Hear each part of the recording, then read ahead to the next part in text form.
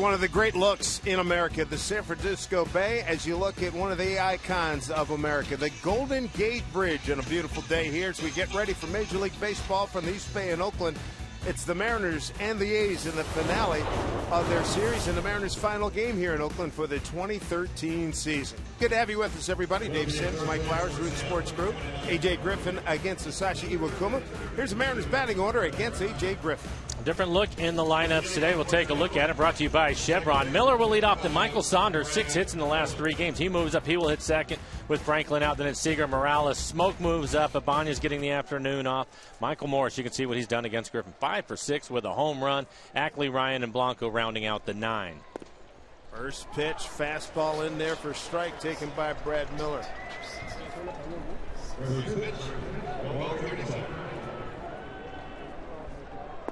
Big breaking ball in there for strike 2. Chad Fairchild has balls and strikes today. Jeff Kellogg, the umpire, at first. Eric Cooper at second, and Paul Schreiber at third. 0-2 hold. Slap foul. It's been a good series so far for Brad. 3 for 9 in the series. Good chance to play some second base with Franklin on the men. He getting some stitches yesterday, so Brad will move over, play second. Ryan in the shortstop today. Breaking ball hit to right field. Reddick pretty much in his traps.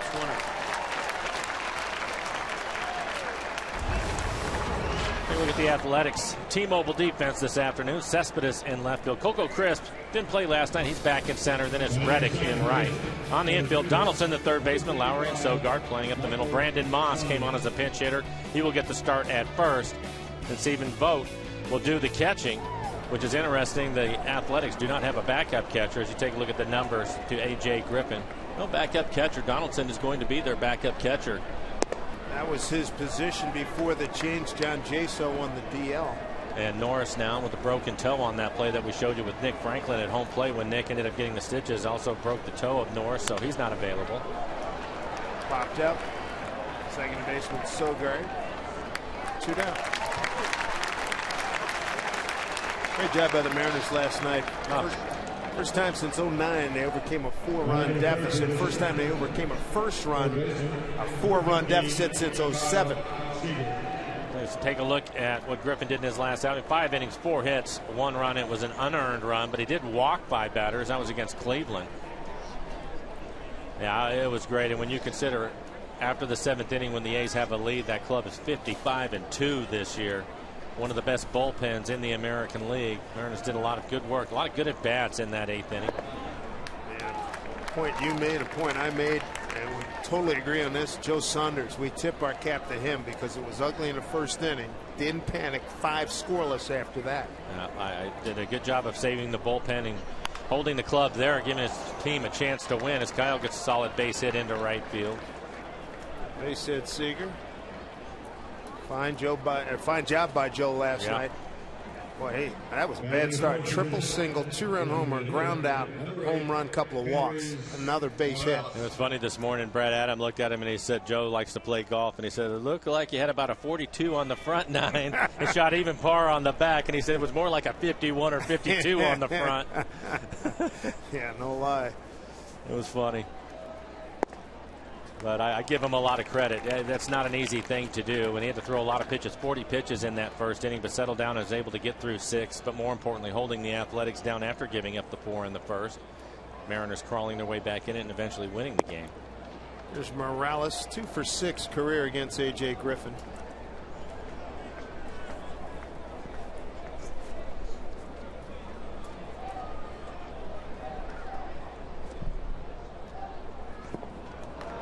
They did commit on that one.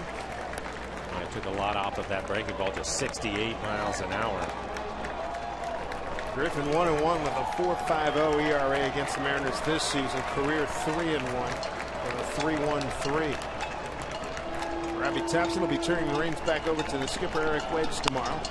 Ground ball, Sogard gathers and throws out Morales. That'll do it for the Mariners on a sunny Wednesday afternoon here in Oakland. Athletics coming to bat.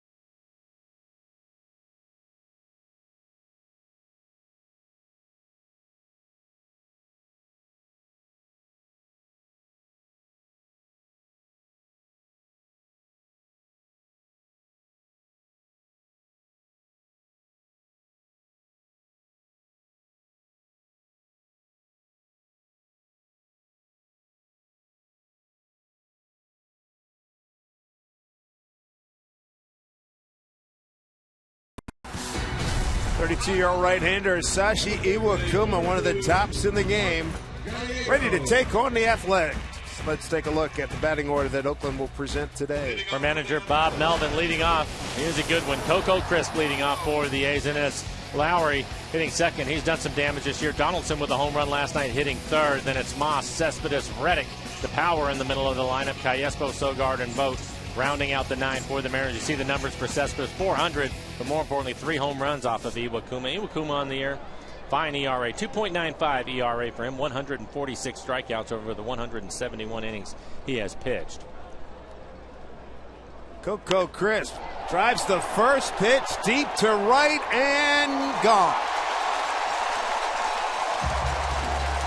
Coco Crisp with his 11th home run, 41st RBI, and a quick 1-0 lead for the Athletics. Well, it's something we see Brad Miller do all the time, swinging at that first pitch fastball. Typically, a pitcher just wants to settle in, and that's what Iwakuma does. It's an 87-mile-an-hour fastball, and this is middle.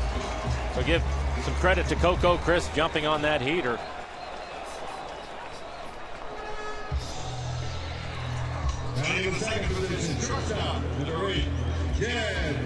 Iwakuma now has given up 23 home runs on the year. Flip side, A.J. Griffin, second in most home runs given up behind Joe Blanton, and the Mariners are a home run hitting team, so might it be one of those kinds of afternoons? I think so. It's a warm afternoon. Flags are blowing out towards right field. Typically, it'll carry out to right.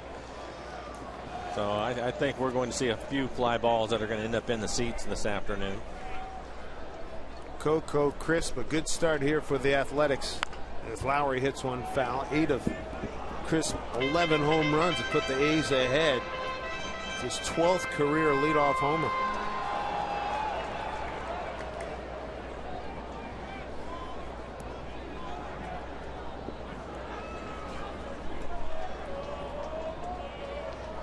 Oh, 2 to Lowry.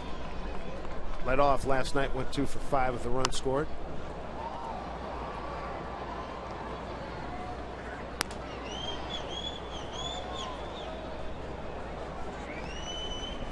Will sun be a factor for any of the fielders here on this day in these matinees you played here? Yeah, it always is. And it looks like they have a few clouds up there, so that'll help them.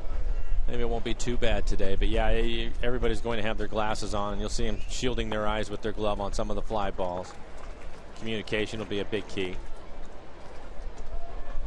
Morris out in right field today. You can see he has the dark shades on. Michael Saunders in center. He's okay right now. And eventually those glasses will be on as the sun starts to move. And Ackley in left.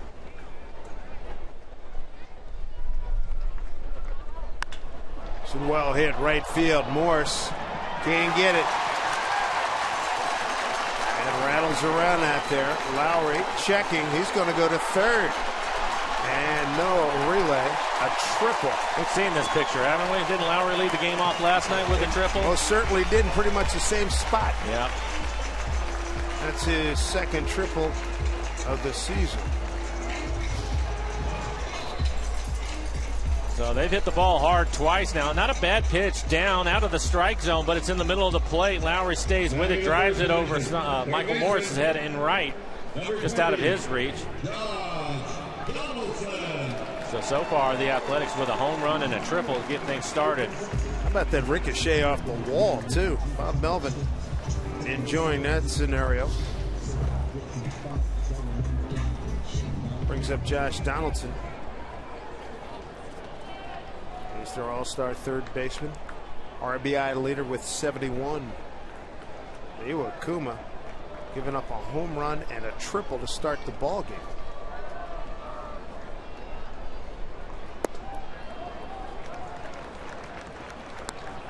Well, same with Joe Saunders last night. Now they're doing it with Iwakuma, putting him on notice. You better, if you're going to throw strikes, you better make them quality strikes because they're ready to hack. He's up Josh Donaldson, probably their best all-around hitter in the lineup. Swings it through a fastball up high. 7 multiple hit games. 10 runs batted in the last 13 for Donaldson. He's on fire. Prior to that, 17 games, he had no RBIs. Well, he had a 2-run home run in last night's game.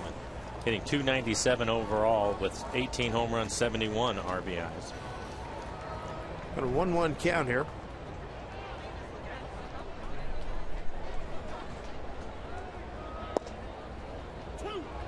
Strike 2 to Josh.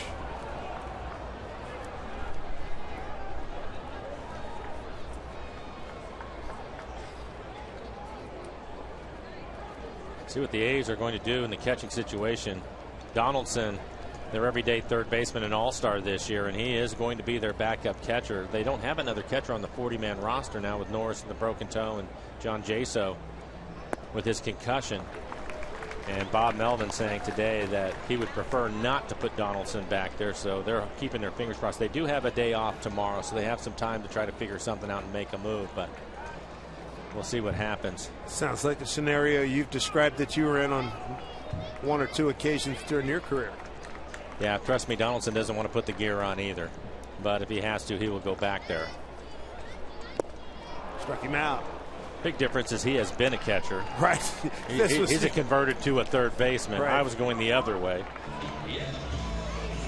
Look at the T-Mobile defense for the Mariners. We showed you the outfield. Ackley in left, Saunders in center field, Morse in right. And on the infield, as you would expect, Kyle Seager, he plays every day. He is at third. Brendan Ryan getting the start at shortstop, so Brad Miller will move over and play second. Justin Smoke, the first baseman, and Henry Blanc, who caught last night, back behind the dish this afternoon.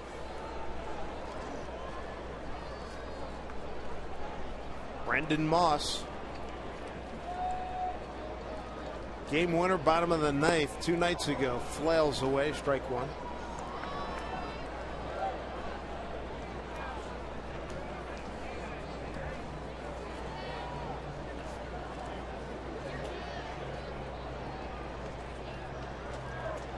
.280 hitter since the All-Star break. Nick Franklin sitting next to Rob Nodine. This one fouled back. You know, watching Moss this year, and especially in this series, he just looks like he's not going to get off of the fastball. You throw him a fastball, he gets a pretty good hack at it. Had a little bit of trouble with some off-speed pitches. Iwakuma able to handle him. Just an .083 hitter.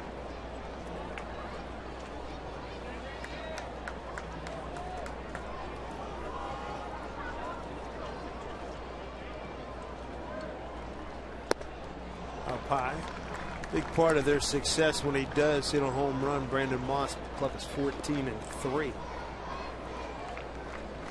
Pitch that elevated fastball from Iwakuma. Typically, he'll follow that up with a good split. Charles Chili Davis on the left, one of the great switch hitters in the game. He's done a wonderful job here, batting coach for the Athletics. Teammate of Robbie Thompson's in San Francisco with the Giants. Here's Robbie.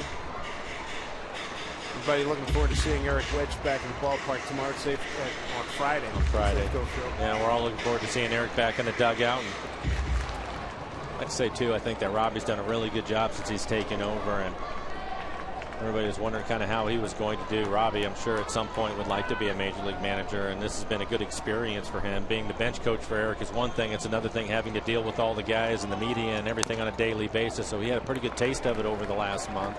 Well, Dusty Baker's told him, he says, you should be a manager. You need to put in for some jobs. I'll help you out. I think the main thing too with Robbie is it's one thing when you're a coach dealing with the players. It's another thing when you're the boss and you're managing the guys. And I've always liked guys who felt they had a good opportunity if they didn't change at all. And Robbie certainly has handled that end of it with no problem. He's had a lot of his teammates contact him, tell him he's done a heck of a job. 2-2 here. Full count now. Home run by Crisp. Lowry at third after tripling. Donaldson struck out. I'm sure all the guys are looking forward to having Eric back on Friday, including Robbie for that matter.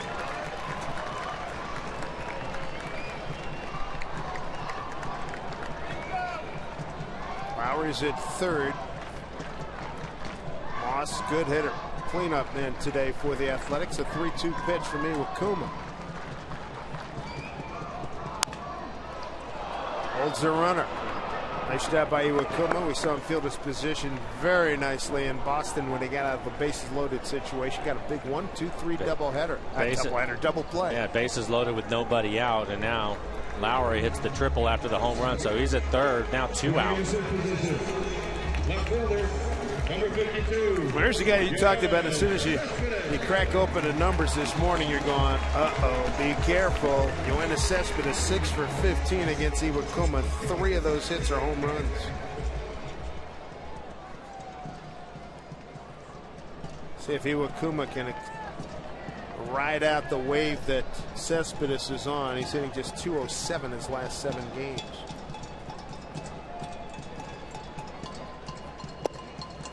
Inside, ball 1. We're talking about Cespedes, and he's been struggling this year. Not on the power side of things. He has 20 home runs, but hitting .229 coming into the game. Has a tendency to chase a lot of breaking balls off the plate away. That's an area you can pitch to him. He's an aggressive hitter. I think that first pitch moved him off the dish a little bit. Yep, now Blanco set up, and he is off the plate away. Right down the middle for a strike. Big swing and a miss. Robbie Thompson will go back to being a right hand of Eric Wedge, bench coach. Run a good ship this last month. 1-1 to Cespedes. Boy, he has challenged him with 2 fastballs down the middle of the plate. They were up a little bit. There you go. You can see on the EQC tracer the location of those last 2 fastballs at 90 miles an hour.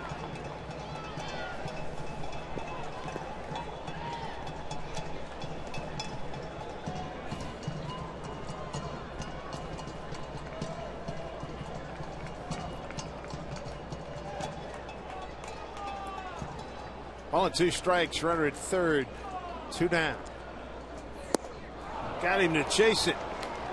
Nice job by Iwakuma to keep it a 1-0 Oakland lead on the leadoff homer by Coco Crisp.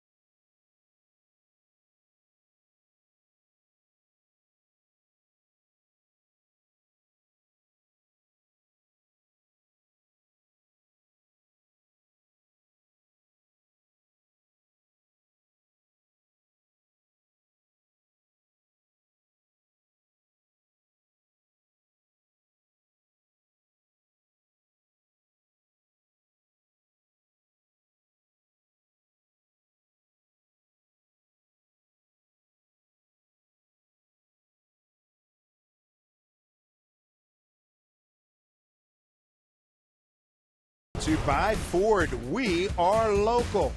Buy Safeco Insurance, do more. And by the Emerald Queen Casino, presenting Funny Man and Tool Time King Tim Allen. It's coming up October 19th. Tickets go to emeraldqueen.com. Love the time-lapse photography here in the Bay Area. Fog coming in thick for a time, and then it burns off. Look at the Golden Gate Bridge. Justin Smoke to lead it off, followed by Michael Morse and Dustin Ackley. It's A.J. Griffin. Ball 1 to Smoke. Smoke 1 for 7 against Griffin. Smoke 0 for 5, 3 strikeouts last evening. Hits this one hard, deep, but hooks it foul.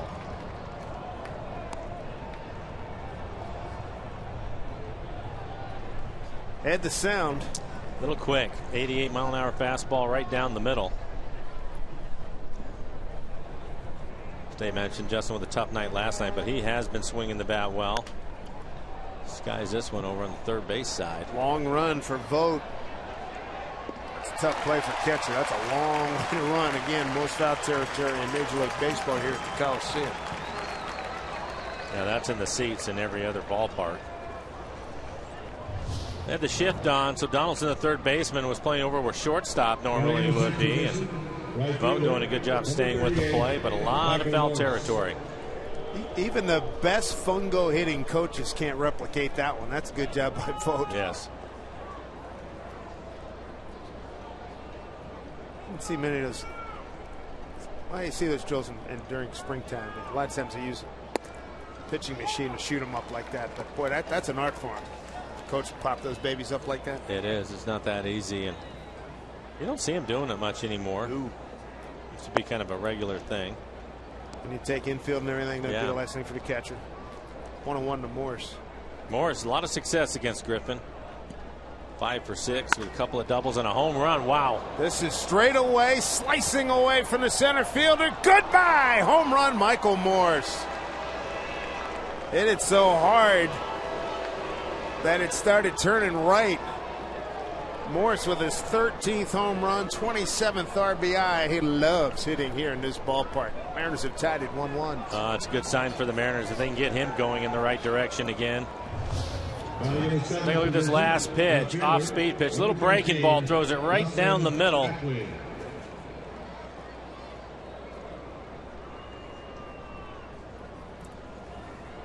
A lot of the early success Morse had this season, boy, it all started right here. Now 6 for 7 against A.J. Griffin with 2 home runs. Exactly. Strike.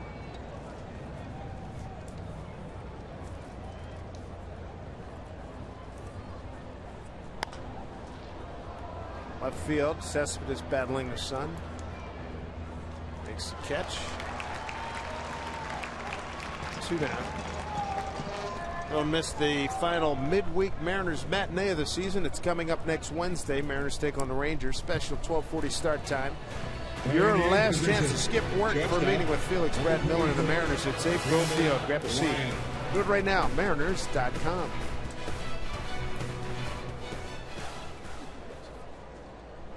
If you're keeping score at home, that's 2 home runs in this ball game already. It's early. It's early. Brendan Ryan.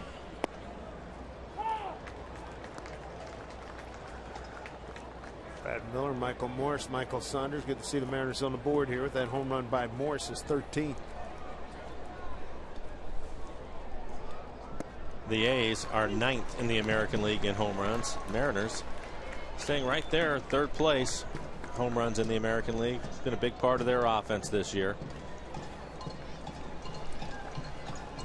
That home run by Morse. That's 29 given up by Griffin, now tied with Joe Blanton atop the American League. Or bottoming out the American League, however you want to look at it. That's probably the way he would look at it. Ryan fooled, and he's gone, and the Mariners are done in the second. The highlight, though, a Michael Morse home run for Iwakuma ties it at 1-1.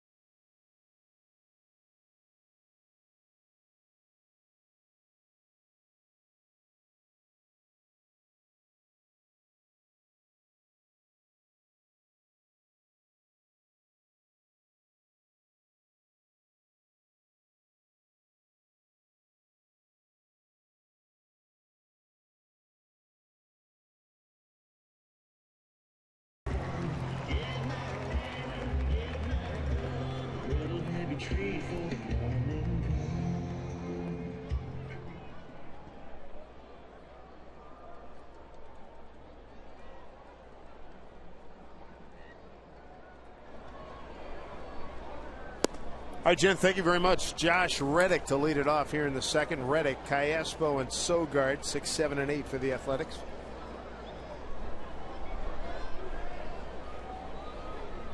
Reddick 4 for 12 against Iwakuma.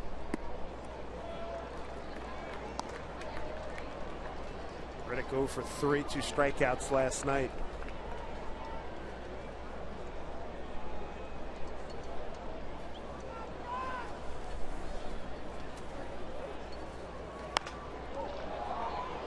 Left field for Dustin Ackley.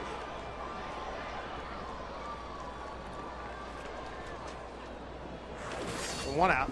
Take a look at our today's cold hard facts brought to you by Coors Light. Most home runs this season: the Orioles, the Jays, Braves, Mariners, Tigers, and Rangers. That's up to the minute. Braves playing 1-1 in New York, 10th inning against the Mets. Here's Cayaspo. Well, he swung the bat really well. And I'm told that Johnson just hit a home run for the Braves, so it's another home run for them. They're back. They're up to 1-5-0. They're running away. And hidden in the National League East. They started today up 15 on second place Washington.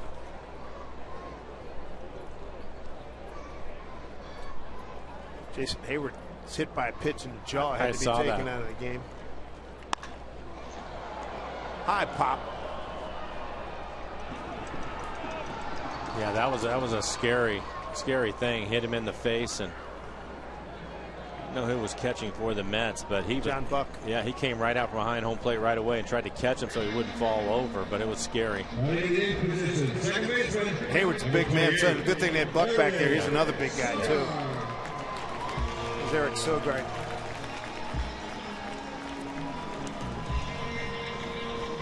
You like that Braves team to win win the National League? I mean, the Dodgers been.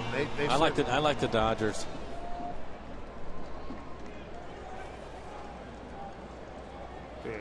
Terrific playoff run over in the NL. Iwakuma beat the Athletics back on April 2nd, 6 innings, got a 7-1 victory. Then the second time he saw him, May 10th, won that one 6-3, went 7 innings. Then he faced them in back-to-back starts in mid-June. Didn't fare as well. Lost 10-2, going 5 innings, giving up 8 hits, 4 runs, and then this is what he did the last time out, June 21st. That was back in Seattle. 7-3 loss. I think you get into the postseason and you get into those series, and when Dodgers can run Kershaw and Greinke at you, that's tough. And then you look at all the offense they have now. Just the way they drew it up. Yeah. Actually, I should say just the way they bought it. Worked out well for them. Better way to put it. Worked out well. 2-2. Well, we'll see, but so far, yeah. I mean, people weren't saying that a few months ago. Exactly. I mean, they were, ship them all out. A lot of people were saying. Sogard, 265 hitter.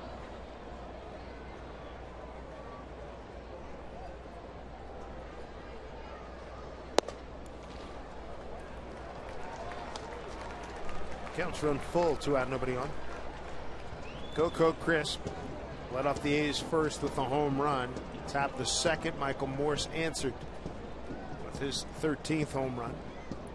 And look at Stephen Vogt on deck. 3-2.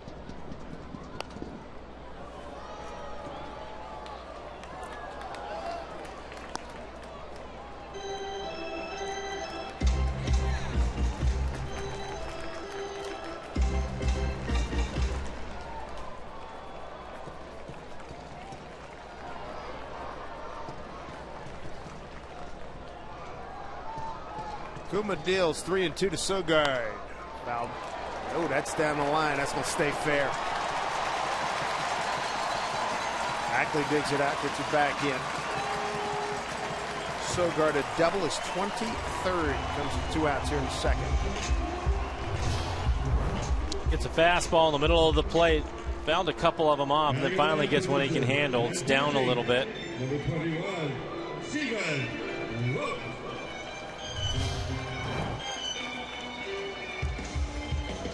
There's fans out there. I want the nerd power sign. That's a bunch of characters out there in that right field bleachers. Nerd power. They got the Balfour fans, the Josh Donaldson fans, Reddick. The A's are a single away from a team cycle here in the second inning. Backing up Saunders, tracking on the track, and makes the catch. So no runs, a hit, no errors. Iwakuma looks like Mike Flowers coming off the golf course. I gotta get that swing down. Come on.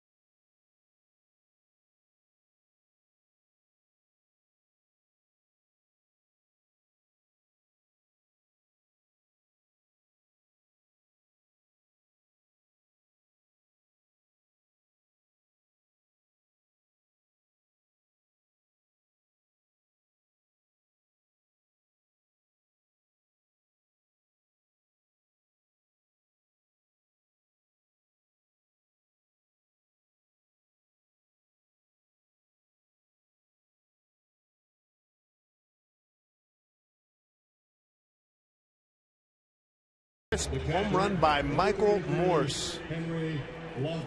Rubber game of this series. Mariners trying to come home 5-4 on this road trip. And returning to the scene of past glories against the same pitcher. We speak of Henry Blanco, had a grand slam off A.J. Griffin. Henry's first game as a Mariner back on Saturday, June 15th. He was a part of that 8th inning last night. Hit the double out to left field. It looked like Cespedes was going to make the catch on it. Ended up going off of his glove, and Henry had a double on a line drive, a hooking line drive to left. Would you say that the A's and the Rays are comparable with the way that they play? Yeah, enough pop, really good pitching, good bullpen. Yeah, both of them, right? Fundamentally, for the most part, do a lot of things right. And I got a kick out of talking to our buddy Ray Fosse. He was an all-star catcher. He was so irate at the catching last night with the wild pitches. I'm sure. He was not pleased. Bob Melvin, a former catcher, I'm sure he had a conversation for the guys. And the Mariners took full advantage. They get a couple of runs last night on wild pitches. There's Blanco. There's Raymond working with Vince Cotroneo on A's radio. Brad Miller. Ray was a good catcher. I'll tell you what, he'll still get you too if you go shake his hand. Fingers going multiple directions. They too, will, but he has some big, grip. strong hands. Yep. Concerned about catching styles, how things have gotten away from the way he was taught. Catchers catching up. A lot of times you see catchers pushing down. Right. And we talk about the fact that if you don't catch it up, it takes away your strike a lot of times from your umpires. Yep. Behind home plate.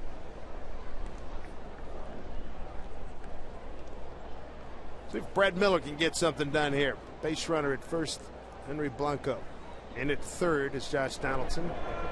But that's the way the really good ones will do it. And was one of the things that was so impressive about Mike Zunino when he first came here. I wasn't expecting him to be that good. He's polished. Yeah, behind the plate, and he does such a good job, and there's an art to that. I know when you talk to Dan, we talk to Dan all the time, and Dan says basically you don't want to help the pitch too much. You want to catch it and hold it there. But there's a way that certain catchers do. I know we've talked about it with Wieters in Baltimore. He's excellent the way he turns his body and makes pitches appear that they're on the plate because of the way that he catches it, soft hands, and you know they do such a good job of that. And those guys are hard to find these days. They're tough to find. Another strike to Brad. 1-2. Brad flied out to right field on an 0-2 pitch, leading off the ball game. Soft hands, got to have them behind that plate. Fouls it off.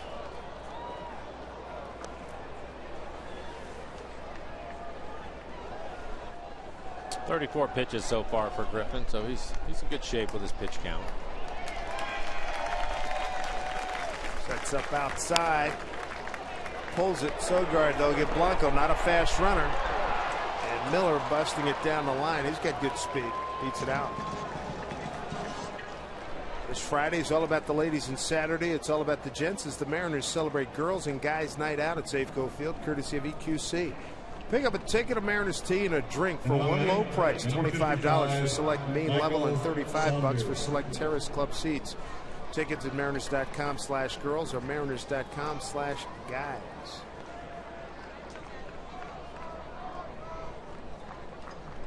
Brad Miller aboard. Michael Saunders popped up to second, first time up.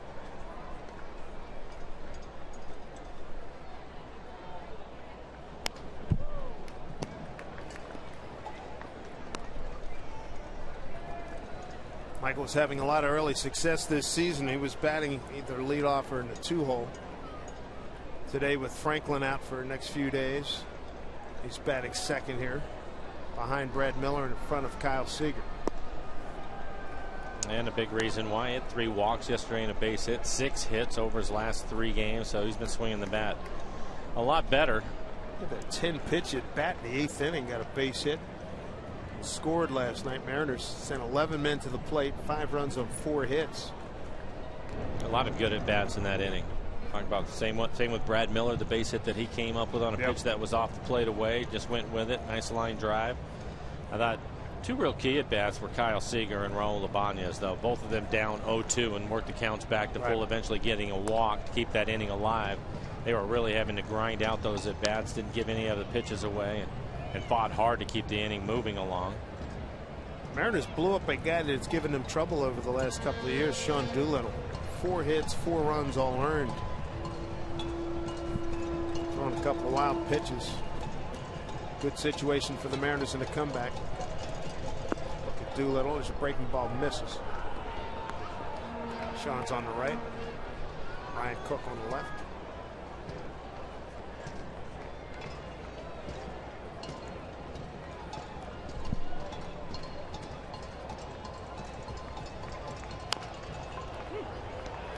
Griffin, that's all they'll get.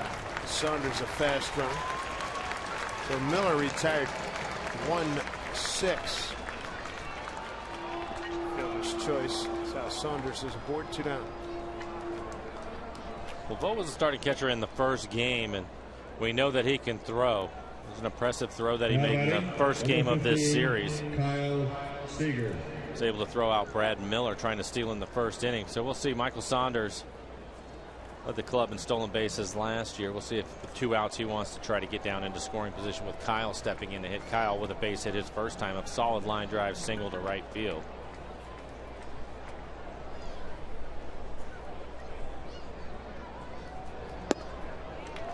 High heat gets by him. Strike 1. Base hit to right for Kyle. Griffin going with the slide step right there, trying to quicken up his pace to the plate, help out Vogt if Michael decides to run. Vogt 7 out of 17 against base stealers.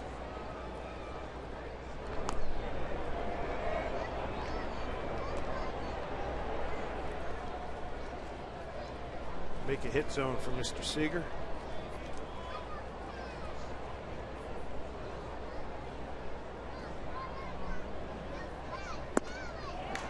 Right two.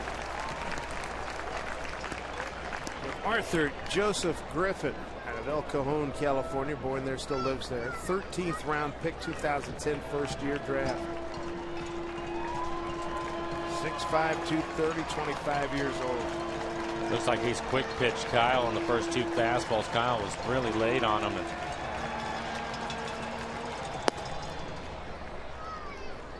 Oh, 2 strikes. Griffin 7-1 after being called up last year. 15 games, a 3.06 ERA.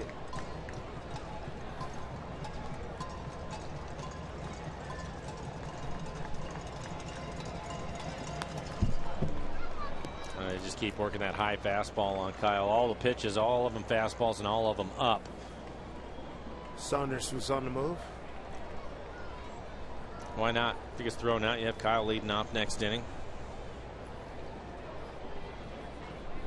You can find a way to get down there. You have one of your better hitters at the plate, although he's at a disadvantage right now in 1 and 2 count. Kendrys Morales waiting on deck.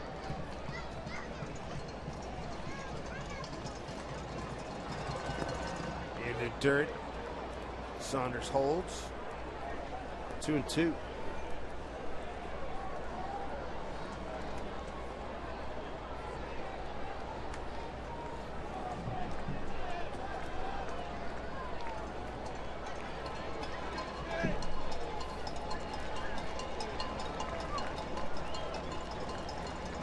Boys made that first move. Good reaction by Saunders to get back. That's one of the things with Michael that is amazing to me. He has an unusual way of leading off. When he gets out there, he'll get turned towards second base, but typically he can spin around quickly and get back in there. It's rare to see him get picked off. There he goes. Fly ball center field. Coco Crisp is there, and that'll do it for the Mariners here in the third. No runs, no hits, no errors, and a man left. 1-1 ball game here in the Sun in Oakland.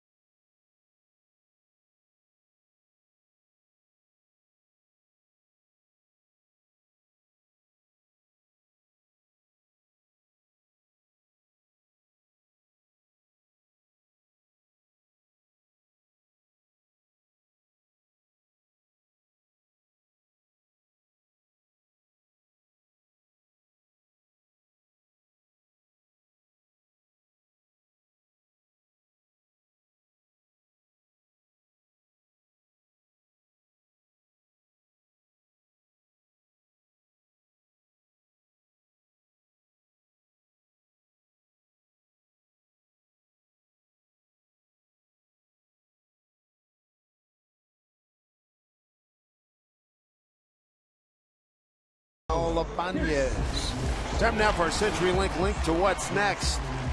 Angels in town. Garrett Richards against Felix on Friday. Saturday, Jason Vargas, the former Mariner, against Erasmo Ramirez, coming off some really good work. Jared Weaver against Aaron Harang. Pitched a heck of a ball game, Harang, here in Oakland a couple of nights ago. Get the boys in the game. Top of the order, Coco Crisp.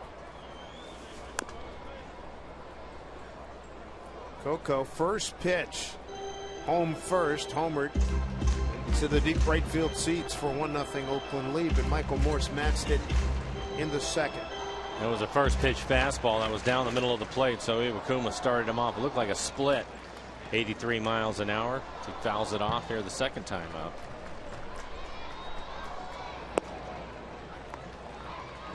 We'll take a look at the home run. Again, the first pitch of the game, Iwakuma just trying to throw a strike to get this game underway, and Coco Crisp, he started his swing from the on-deck circle and ended up hitting it up into the seats.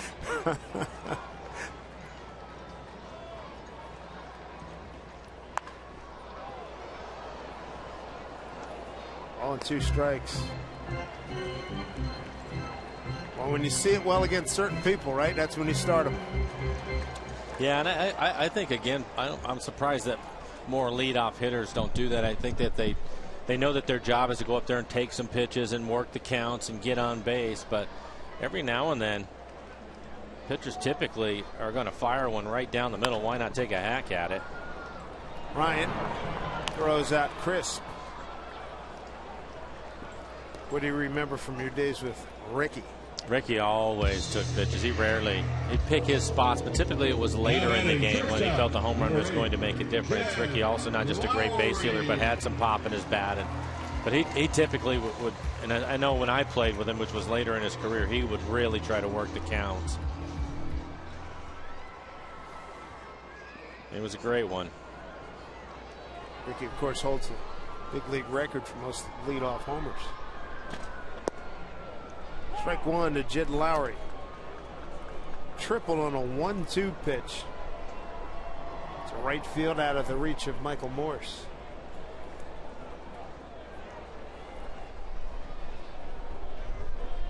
I used to get a kick out of him when he would get it and he knew it.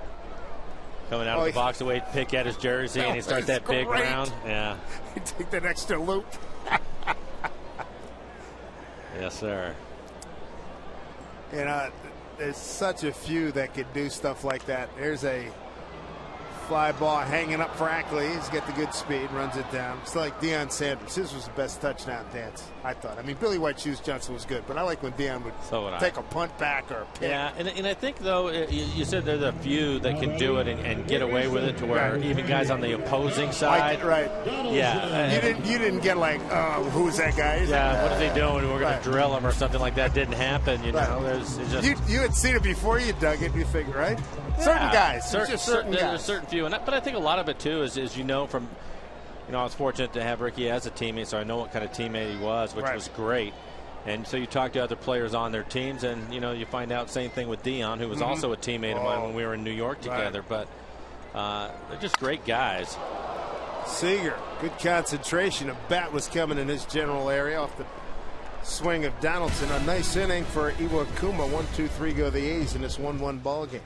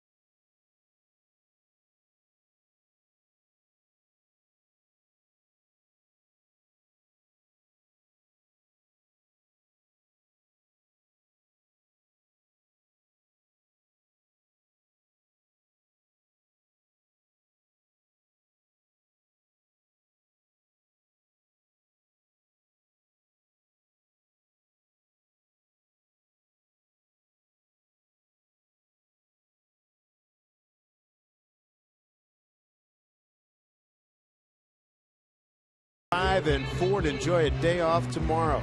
Time for AT&T trivia question. Who holds the Mariners record for most home runs in a season as a third baseman? Edgar, Jim Presley, Mr. Flowers, or Adrian Beltre? What was your big home run year? 23. I hit 23 one year, so. Beltre hit 25 one year. Yeah, I'm gonna go with Presley. That's what I'm going with too. I think he had a couple of years where he was over 30. Leading off the top of the fourth inning for Seattle, number 8, Kendrys Morales. I'm told in your big year you had 22 as a third baseman, 23 overall. I wonder if I was in left field, right field, first base, or DHing for that extra homer, because I know I had 23, so I don't know what position I was playing. 95 was the year. 2-0 here to Kendrys Morales. Leads it off in the fourth. Morales, Smoke, and Morse. Morse with a home run that tied it in the second inning after Coco Crisp led off the A's first with a home run.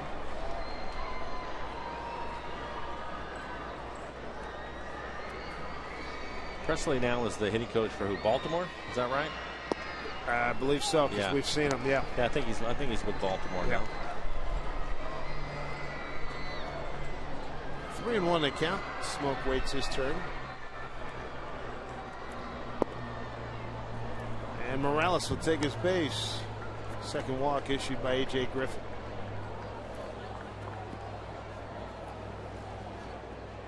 This tells me the fans are undecided between Beltre and Presley.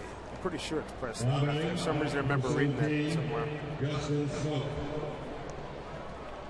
I can tell you this, Adrian's the only one that's still doing it. And then some.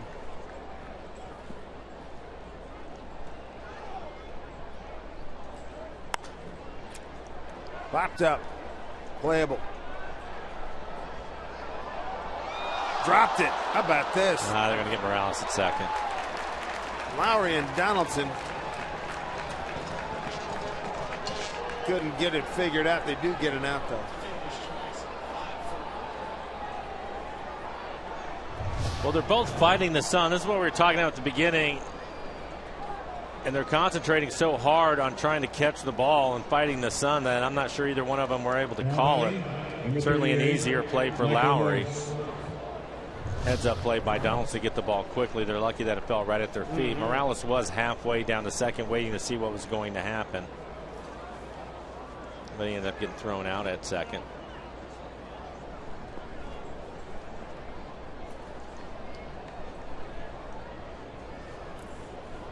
I'll bring up Morse. Bludgeoned the ball to straightaway center field. It sliced hard to right over the 400-foot sign. It's not a hanging breaking ball. Griffin just throws this right in the middle of the plate.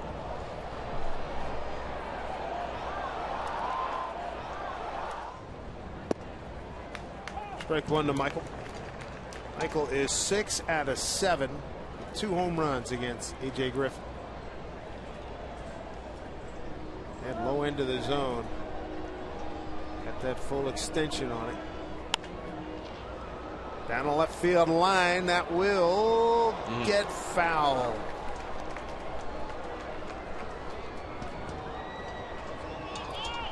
Must have been a pretty good swing by Michael, because that pitch was way in off the plate. And typically when you get a pitch in there, you're going to hook it foul. And that was almost a fair ball down the line. You can see on our EQC trace of the location of that second pitch.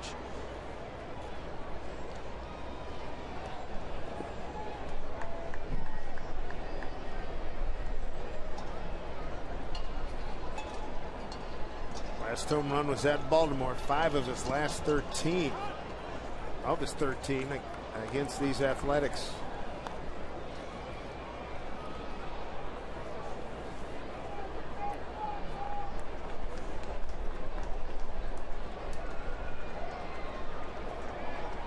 Morse had it going on early on, and he had the thumb injury, came back. As he swings through here, strikes out. Then he had the quad injury. He's missed a lot of time. 2 outs. 69-mile-an-hour breaking ball. Just a big, slow curveball off the plate away to Michael. Number 13, Justin. He's thrown a couple of those. So far, the slowest, I think, is 68 miles an hour on the curve. How slow do you have to throw it before you start calling it a Nepis pitch? You're in the neighborhood. You're in the 60s. But they said a loss was what? 68 so far. Didn't Kuma throw one earlier this year? 66. Yeah. Yeah.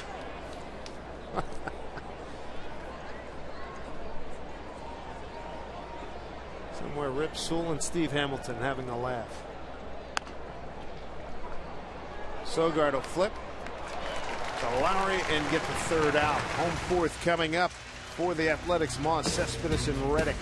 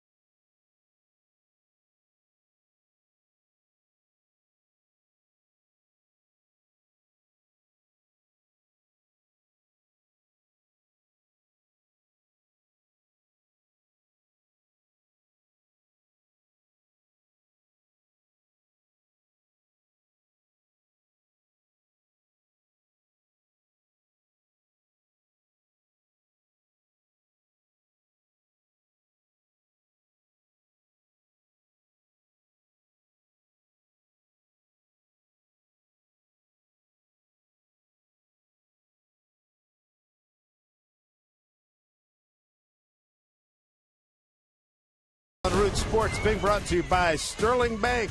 Nobody works harder for you. Equal housing lender, member FDIC. By Mazda, we believe if it's not worth driving, it's not worth building. Cable car going by Union Square, San Francisco. Take you up and over the hill, Fisherman's Wharf.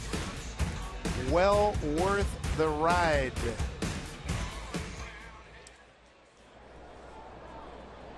Sasha Iwakuma battling with A.J. Griffin. 1-1 game. Here's Brandon Moss. Tap back to Kuma.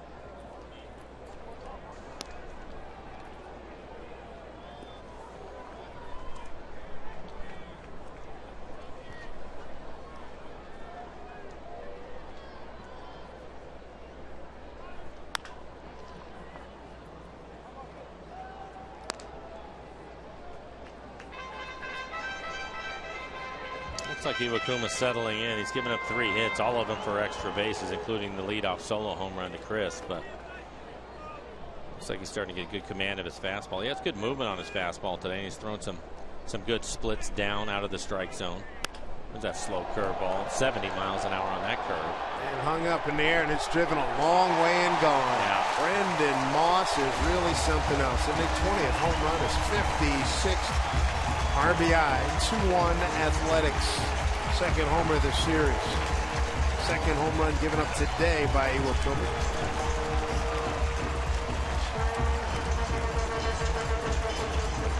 And again, this is just a slow curveball, little hanger. Moss doing a good job. You can see him take a stride, but he keeps his hands back long enough and then fires on it. He's a strong man as he goes opposite field with a 70-mile-an-hour curve.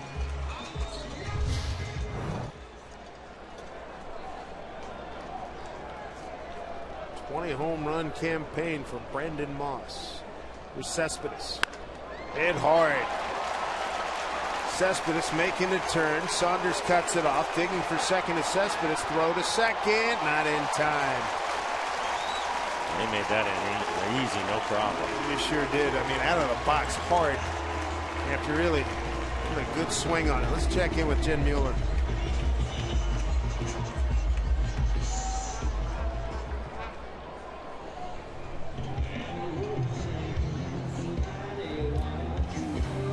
Right fielders, number 16, Josh Reddick.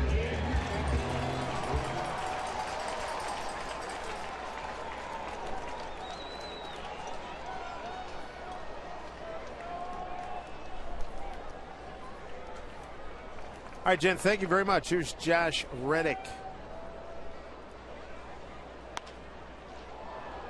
Going back is Miller. It's in the old triangle.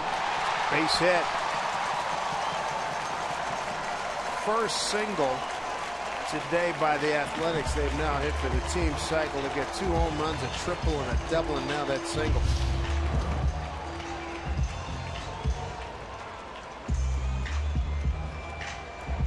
Yeah, 3 hits in a row now for the Athletics. This jams him in Sky, but you have to respect his power as Morris playing deep in right field. Saunders not able to get there.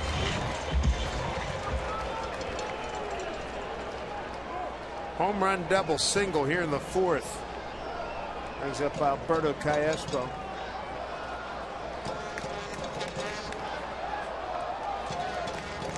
Calespo 3 for 4 last night after going 0 for 2 in the opener.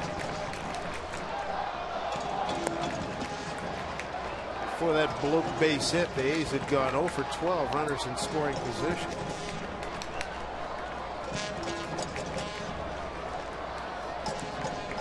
Calespo flied out to right field back in the 2nd inning. 2-1 ball game. Maybe Iwakuma can get some damage control here.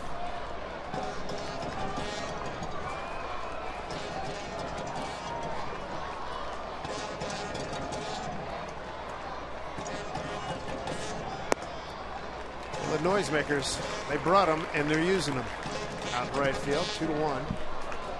A's here with the count at 2-0 to Calespo. No, with Cespedes at third, it's not going to take much of a fly ball for him to be able to tag up and score. Outfielders need to be aware of that. If you don't think that you have a chance, get it back in. Just keep the double play in order. 2-0 pitch.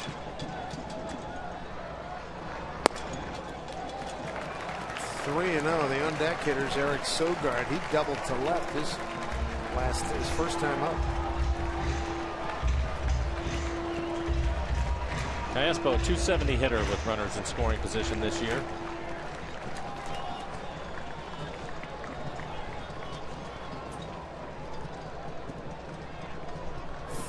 Count.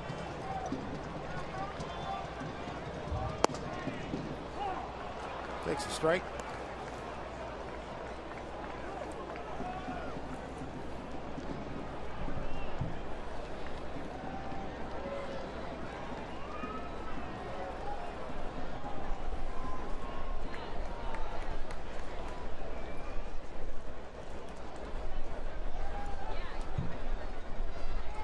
To Calespo.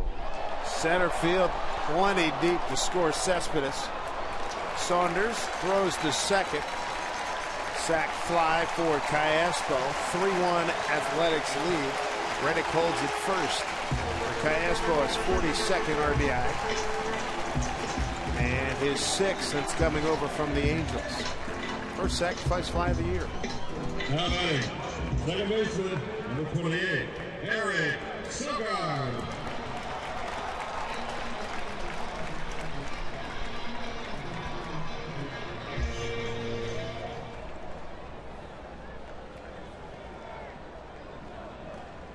One out, Reddick at first. Reddick will run. It's 9 for 9.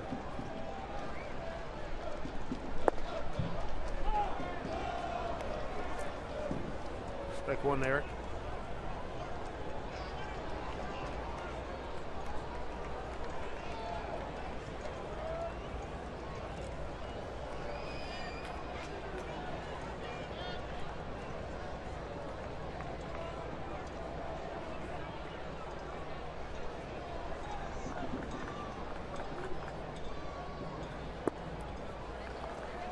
One.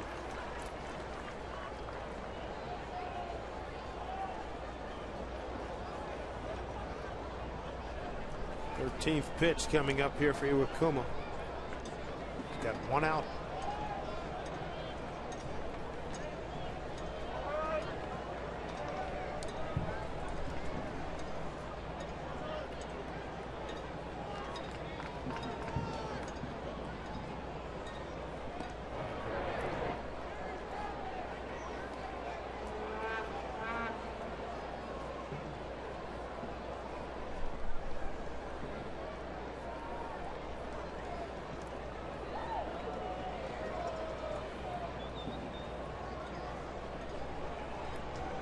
2 home runs, 25 runs batted in for Sogard, batting in the 8 hole today.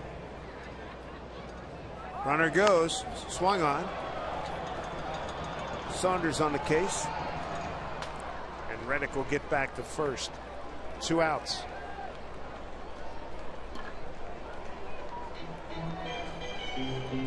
Bring up Stephen Vogt, the catcher. Flied out to center in his first at bat. So leadoff homer by Moss. Cespedes double, scores on the sac fly. A couple of runs here this inning for the A's. Looked like it was a hit and run. The late break by Reddick. Sogard wasn't able to hit the ball on the ground.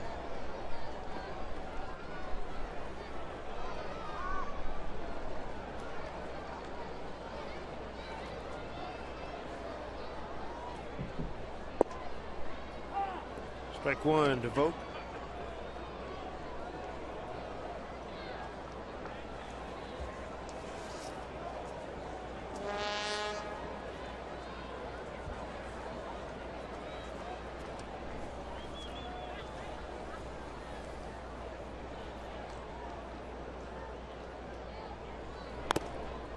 Fouled off of Blanco. A's, if they're going to repeat as division champions, remember last year they ran down Texas. But they have an off day tomorrow. They go to Baltimore for 3, Detroit for 4, then come home for Tampa Bay for 3, Texas for 3, Houston for 4.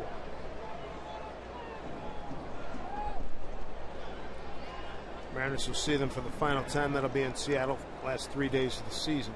Well, that's a tough group of games for them. If they can survive it, make their way through without getting hurt too bad. Good pitch right there. They'll be in Seattle for the last series of the season. They will have earned it too.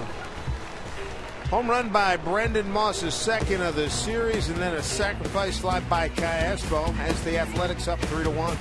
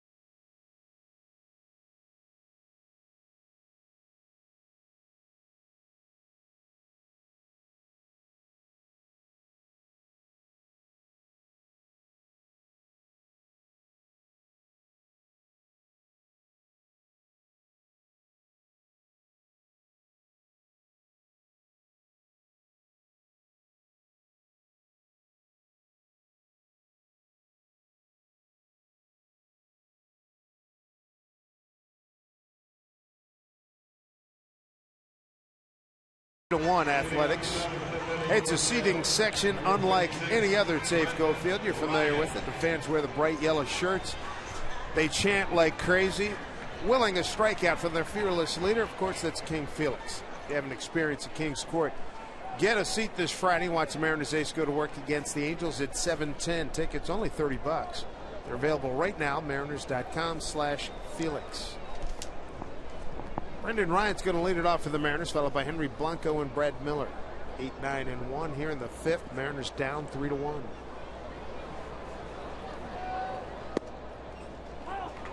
Ryan a strikeout victim his first time.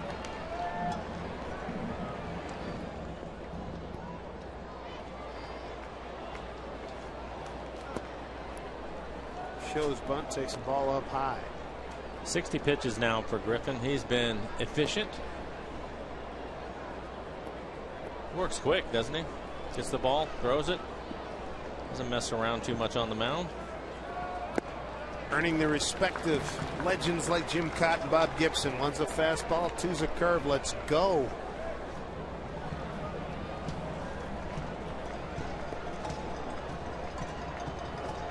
Defenders, you guys gotta love it too, right? I said I would have loved to have played behind Burley. He's probably the quickest. Oh man, Mark, send them home early, Burley. Now with the Blue Jays. Henry Blanco's on deck. Hey, get down, you're ready. Take a breath. Get down, you're ready again. All right. I think he and Ryan Franklin hooked up in Chicago, and that game was about an hour 45. That's what I heard. 99 minutes, Curtis says. 1, 3, and 9. How about that? Whew. Make those dinner plans when you see a matchup like that. I told him it was a slow inning. He mixed in during that breaking ball. Strikes out Ryan for the second time. It's 3 strikeouts in the afternoon for Griffin.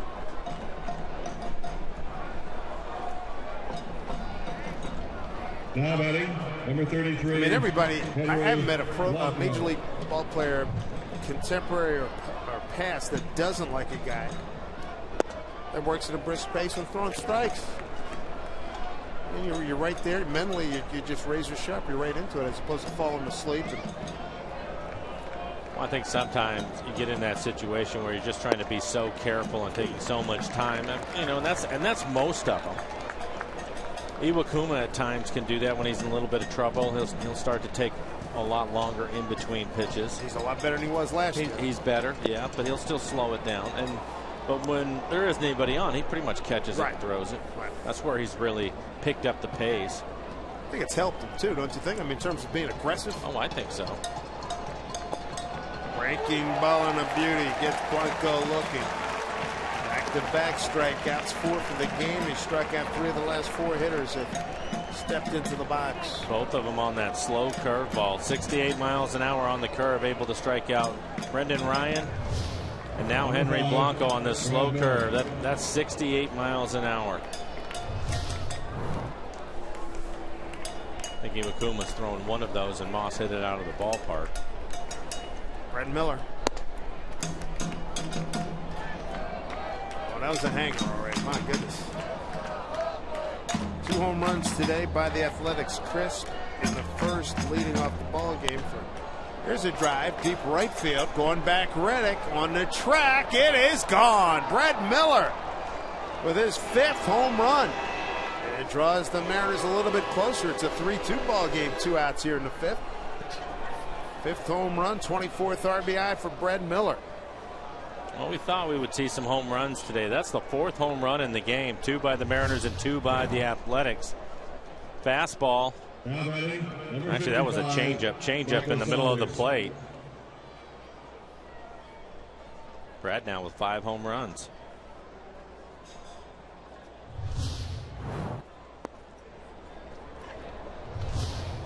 Here's Griffin's reaction.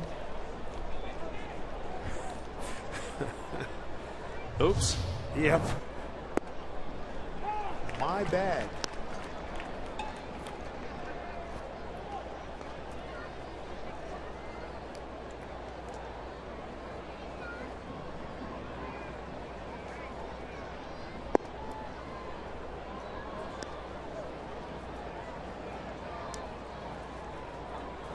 Good count here for Saunders.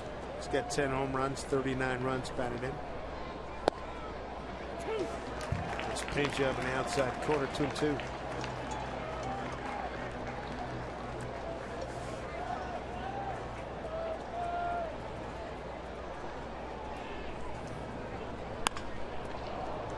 Coco Crisp on a run to the gap, off the fence by Michael Saunders, and he's in the second with a stand-up double. Tying run at second base for the Mariners. 2 outs here in the 5th. Rosundo is 16th double.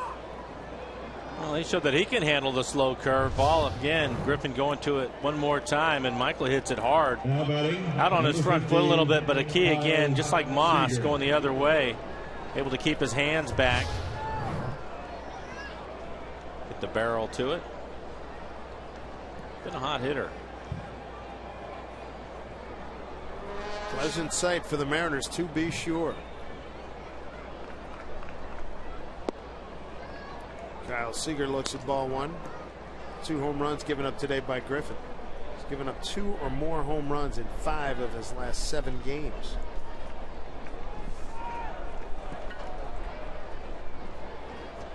Saunders, a fast runner at second. Pitch to Seager. Jackknifes out of the way. 2-0.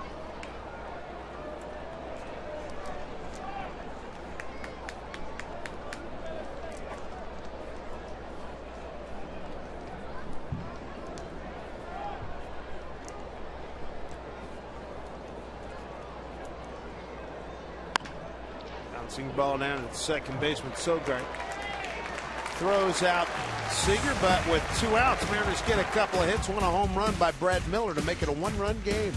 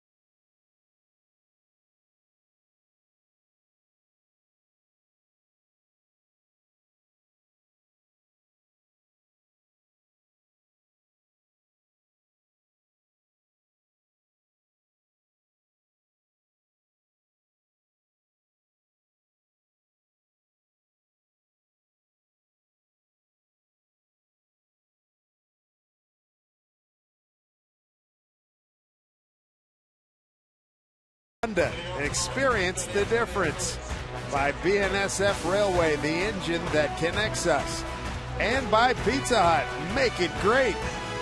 Good look at the Bay Area Rapid Transit System, the BART. Good way to take the BART from San Francisco over here to Oakland. I like riding subways. Felt nice. Right at home doing that. I'll walk about 300 yards from the station to get over here, but no big deal. Get your daily walk in. You can handle that. Absolutely. You kidding me? Coco Crisp. Home run, ground out.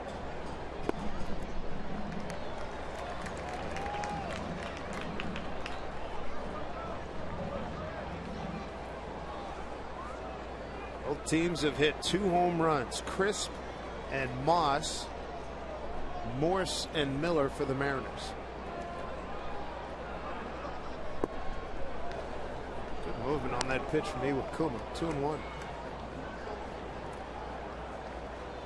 Mariners 9-6 against the Athletics this season. 5-4 here in Oakland.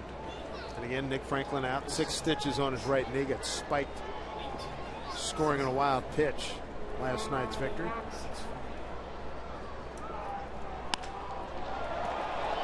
Right field, it turns Morse around, hangs with it, makes a catch. 18,641 on hand here. Biggest crowd of the 3 games last night, 13 and change. 11,000 and change on Monday.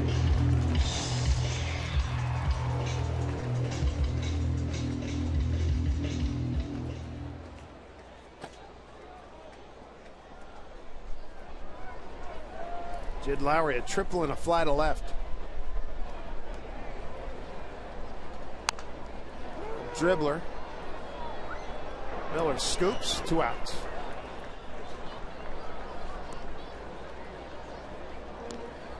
Quick 2 outs here in the 5th. Next Tuesday, Mariners and EQC, they're going to present a salute to Native American Night when we celebrate the vibrant culture from around the Pacific Northwest. Part of the event, first 10,000 fans, 21 and older, are going to get a Mariners t-shirt thanks to Emerald Queen Casino.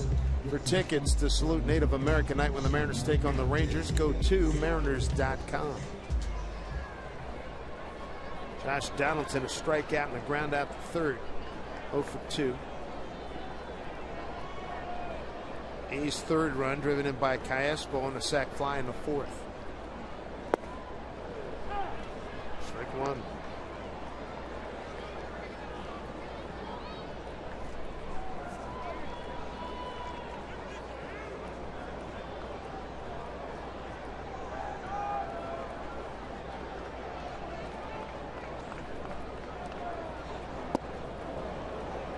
Pitch you were talking about. High fastball, top of the strike zone. Yep. Been good for him. It has been. It's an effective pitch. It can be dangerous at times if you don't get it up high enough. You'll elevate it and those pitches will leave the ballpark. But Iwakuma is really good with that pitch. Typically will set up his split when he goes up top like that. Nice hop for Seager. Takes his time and throws out the A's third baseman. A 1-2-3 fifth. Mariners down a run, 3-2 here at Oakland.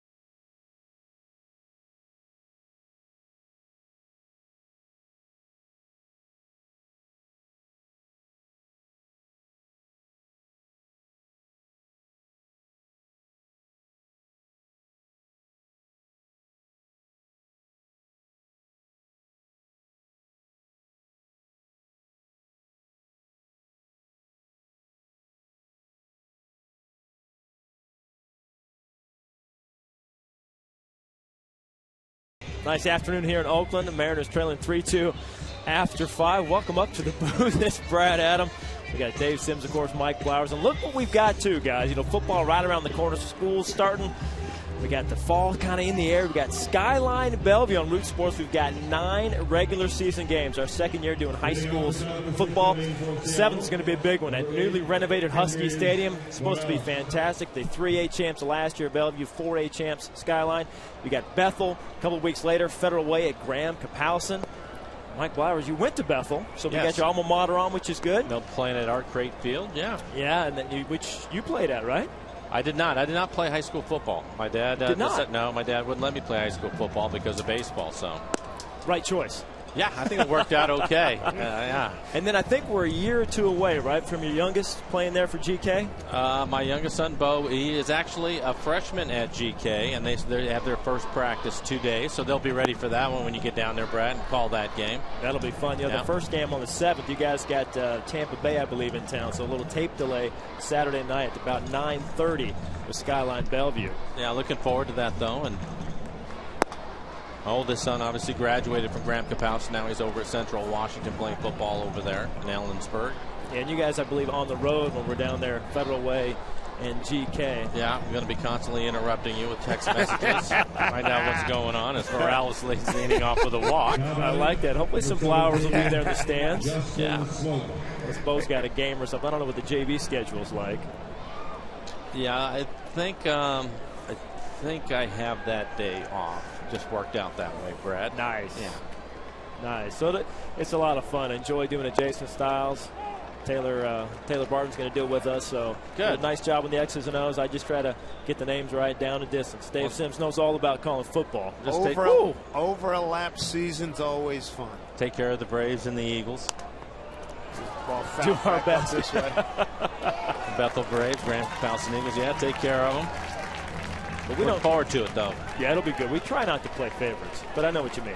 I'll take care of them when they score. There you go. Something a little extra. Absolutely. Got to put a little extra. Dickie V put a little pastry on it. His smoke takes a call, third strike. Brad, look forward to your coverage, man. Have a great season. Appreciate it, guys. Thanks a lot. Brad. You bet. Another slow curveball. That's been an effective pitch for Griffin in this one today. Now batting, number 38, Michael Moore. There you go. Slow curveball. Guys aren't used to that type of velocity. It's way below the hitting speed, and they give up on that pitch, and it's just dropping in there for a strike. 5th strikeout for A.J. Griffin. There's Michael Morris. Some strike one, home run, and a strikeout today.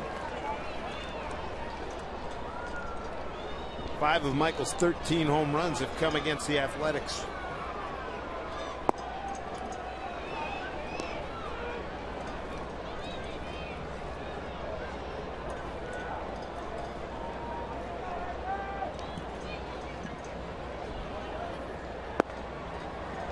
The outside corner.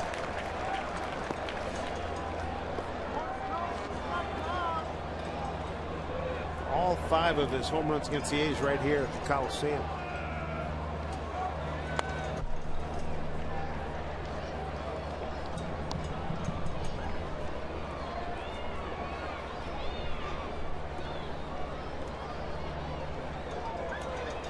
Dave Hansen, hitting coach, hoping this will be a furious finish here to this season for Morris. But boy, that pitch has really been money. 6 strikeouts for Griffin. It's off against 5 through 9 in the batting order. And that's the slowest one yet. 66 miles an hour with that curveball. 12-6 curveball. Michael out in front.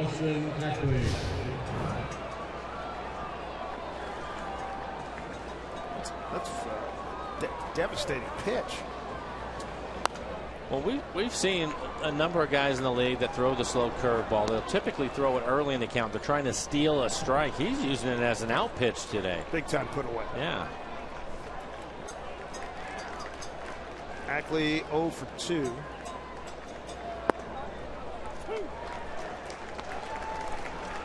And he's behind 0 and 2 here.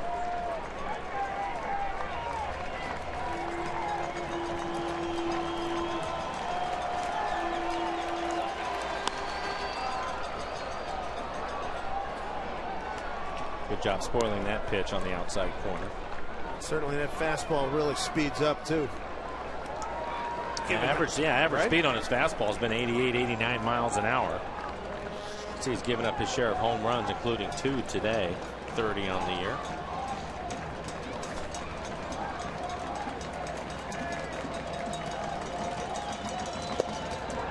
There we go. Did not as they check down to Paul Schreiber.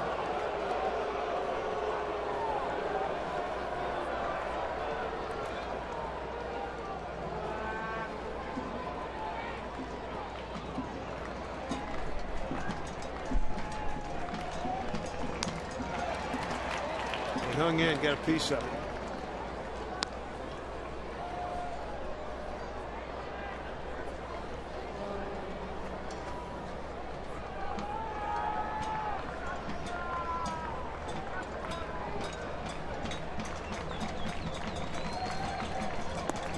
Missed with the curveball away. 2 and 2. Ryan's on deck. He struck out twice. 2-2. quickly. He's worked it to a full count.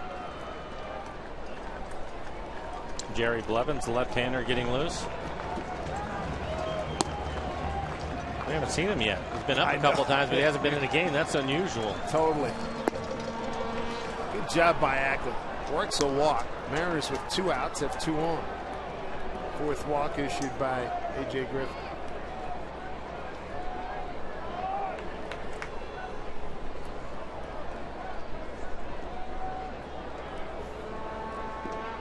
Kurt Young, pitching coach, out for a couple quick words. Griffin now at 98 pitches.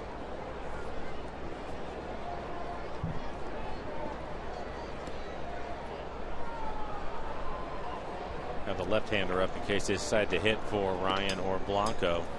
This is only the 6th inning, but you have Chavez and Ibanez available on the bench hitting left-handed.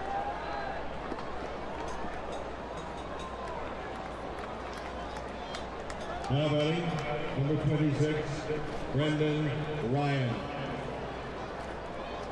Ryan struck out swinging on a 1-2 pitch and a 2-2 pitch. He would love to put it in play. A base hit here. Morales, a slow runner at second. Strike 1.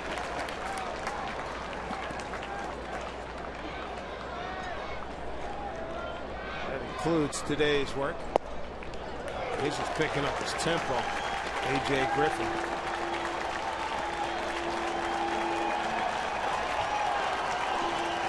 Surprised Ryan hadn't stepped out.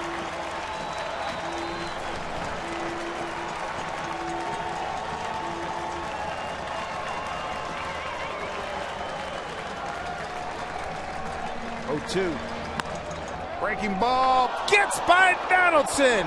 Morales will score. It goes down into the bullpen. Ackley's a flyer. Here he comes. Throw to the plate. He's in there safely. Big collision at home plate. What a great throw by Cespedes to even make that close. And now we talked about a Vogt hurt at the plate. Ackley was flying to score from first. It looked like his foot was in there before the tag was made. And now you have Vogt down. Don't forget they lost Norris last night on the collision at the plate with Franklin. Brendan Ryan drives in too. Wow. And this is their worst nightmare. We talked about it at the beginning of the show. Hanging breaking ball, and he rips it down into the corner. First time we've seen somebody hit that ball hard. Donaldson gets a piece of it to slow it up. That actually probably helps, because Cespedes had to go a long way to come over and pick this ball up. In the meantime, Ackley's flying around the bases, and what a throw to home. Boy, it's there. Oh, he was out, I think. Woo. Boy, oh boy. What a collision at the plate.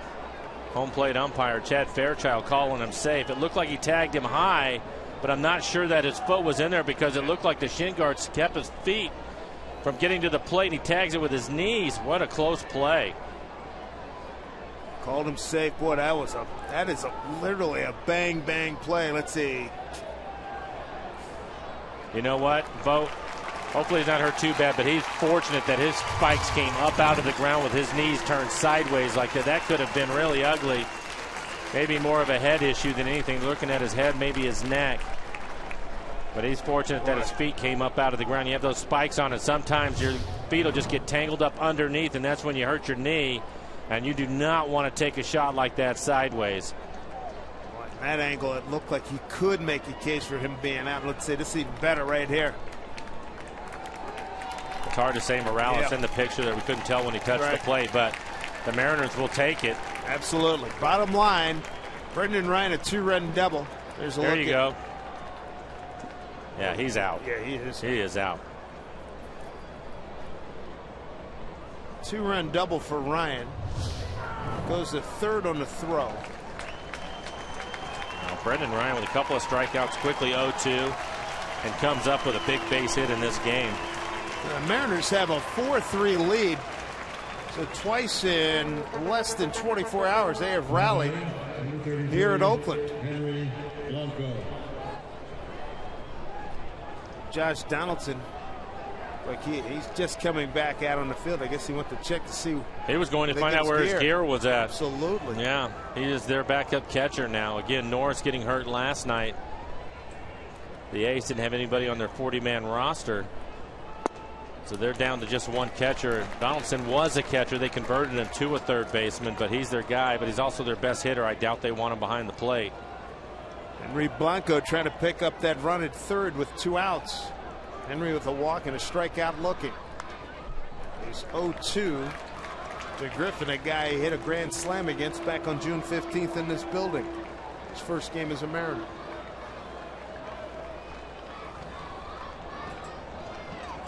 Well, good for Brendan Ryan. He looked bad in those 2 first at bats, striking out, and that ball was hung up in his eyes, and he really, I agree, really spanked it down the line. Good job. 1-2, and way out front is Blanco. But the good news, Ryan, a 2-run double, and the Mariners have the lead, 4-3 here in Oakland.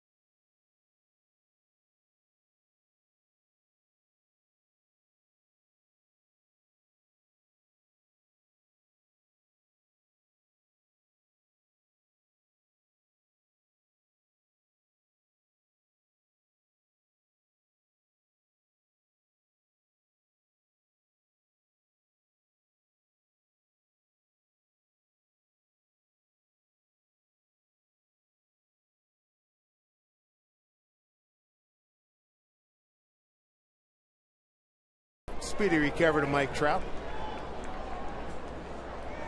Well, he is a dynamic player, to say the least. Here's Brendan Moss, 2 home runs in this series. He homered leading off the 4th.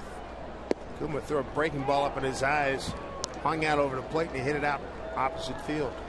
Well, it's the first time that Kuma has been able to pitch with the lead because of that guy, Brendan Ryan. A 2-out double, driving in a couple of runs. Actually, a collision at the plate. It looked like he was out, but home plate umpire Chad Fairchild called him safe, so now the Mariners up 4-3. Aaron Harang was just telling me the other day, things have a tendency to even out. You know, as a former player, you got the 2 wild pitches, couple of runs last night. That play right there. Yep, they do. Still can't get over the throw by Cespedes to make it a play at all. I totally agree with this. Moss strikes out. I mean, he was in pretty much the corner out there. And it looks like that'll be it for Griffin. Jerry Blevins starting to get loose in the pen again for the Athletics. And it was accurate, too. I mean, it was right on the money. That's the only reason why it was close. What a throw. Speaking of Cespedes, he'll step in. Had a base hit, a double his last time up and scored a run. It was hit hard to the gap, left center field.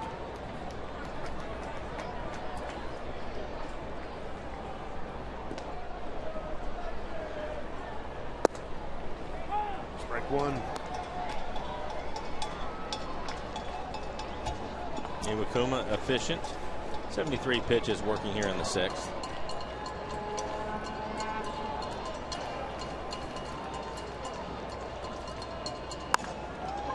That is a fair ball. Out of the box hard again. Cespedes will get a double here.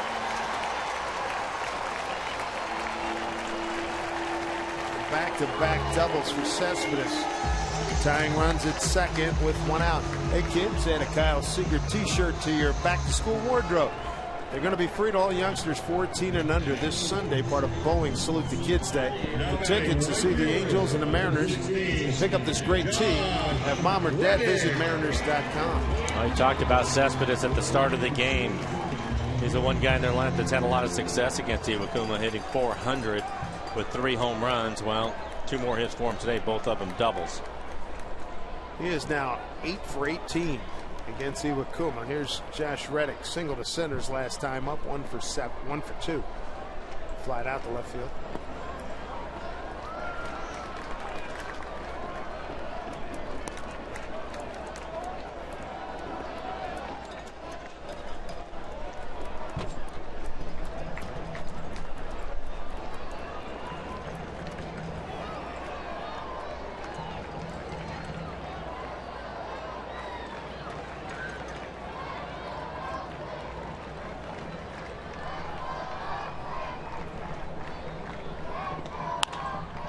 Fair ball. Smoke knocks it down. Iwakuma covers. They get the out. To third is Cespedes. 2 down.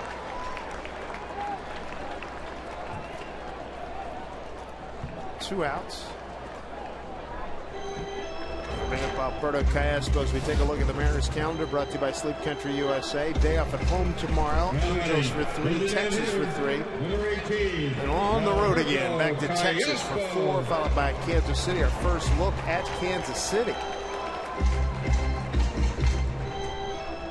Mariners in the top of the 6th. Couple of walks by Griffin, and they both score. Really good work by Brendan Ryan. Down 0-2 in the count, and having already struck out twice. Now Callaspo, the hitter. Iwakuma trying to get him out and strand that runner at third. Brendan taking advantage of a mistake. 0-2. I'm sure Griffin wanted to bounce that curveball up there, but he hung it in the middle of the plate. And Iwakuma's going to get out of it. Fly No, he ball can't left see. field. Oh, Ackley's got it. Yeah, I know. At first, you recognize that body language, Yeah, right? yeah. That's not a good Oh, feeling. boy. 4-3 Mariners.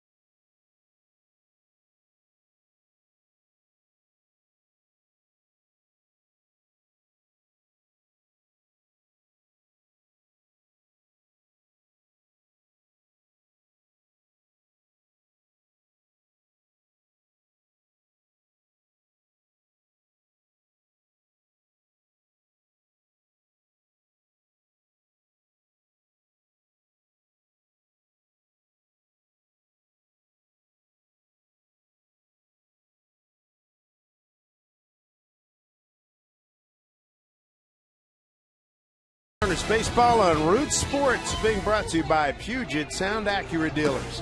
Visit your Puget Sound Acura dealers to test drive the extremely new MDX. Here in Oakland, as we look over at the Golden Gate Bridge. Mariners have rallied again.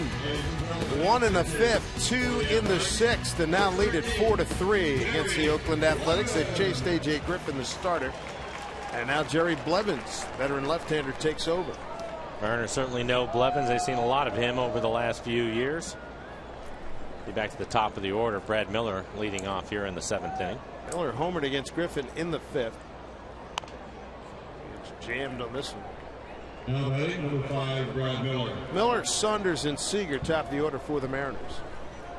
For Blevins, 54 appearances on the year, a 5-0 record, 3.26 ERA. He's given up 5 home runs this year.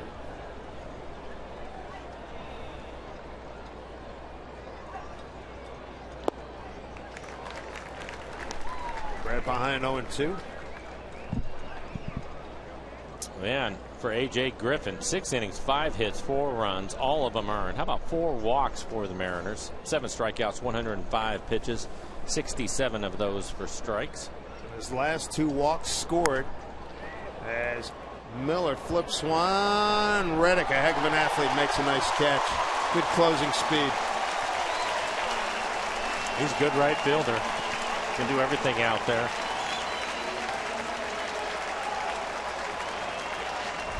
But our money tree just in time play of the game, and that is Reddick coming in, diving play. We've already seen him with the strong arm and right, man, he catches that just before it hits the ground. Good play by Reddick.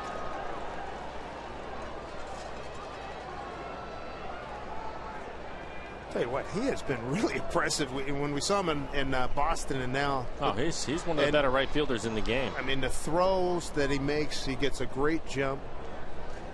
2 nights ago, he surprised everybody. I thought he was going to try to hit the cutoff man the first night, and he throws Morales out, third. Like yeah, Kendra's probably thinking the same thing.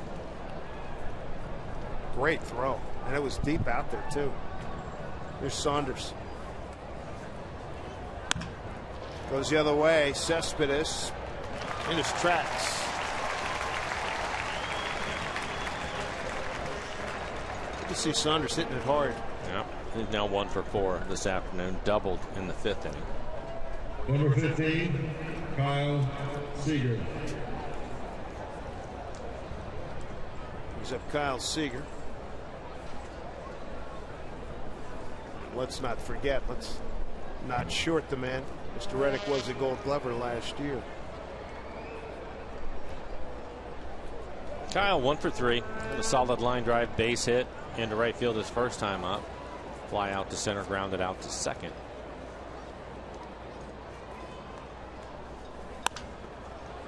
Popped up, and it is playable.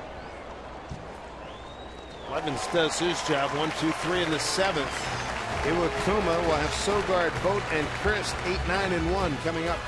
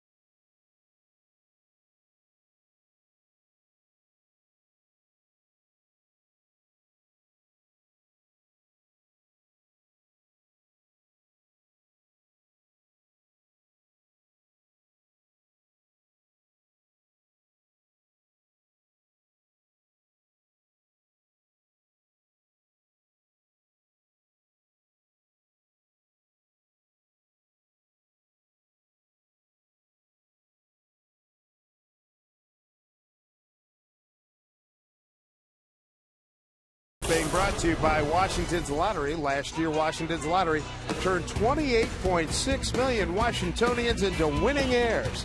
They can do the same for you. Thanks to Washington's Lottery, winning airs are made daily. We are enjoying our time here in the San Francisco, Oakland area as you look at Coit Tower and Telegraph Hill over in San Fran.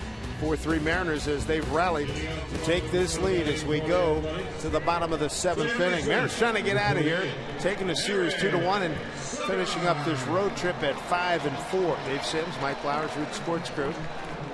Sashi Iwakuma bidding for his 12th win. Well, for Iwakuma, 77 pitches so far as he works here in the 7th inning. Sogard 1 for 2. Double to left in the 2nd inning.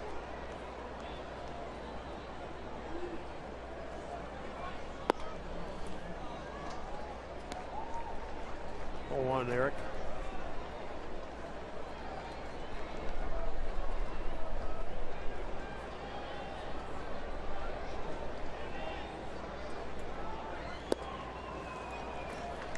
Fastball rode high, 2-0.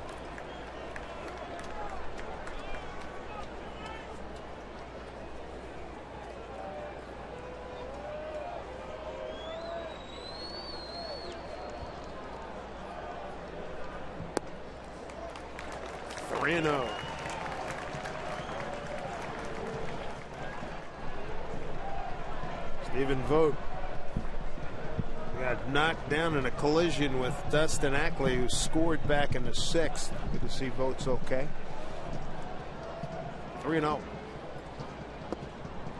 And a 4-pitch walk to lead off the 7th. First walk issued by Iwakuma as we revisit our AT&T trivia question. And it was who holds the Mariners record most home runs in a season by third baseman. Bank and I both went with Jim Presley. Survey says is Jim. Fans went with Jim Presley. And the answer was Mr. Presley. Yeah. 28-27. Boy, those are 2 good years. 85. That was when I was in the middle of being a fan of the Mariners. Watched them all the time. Saw a lot of Jim Presley. You're in good company on that list.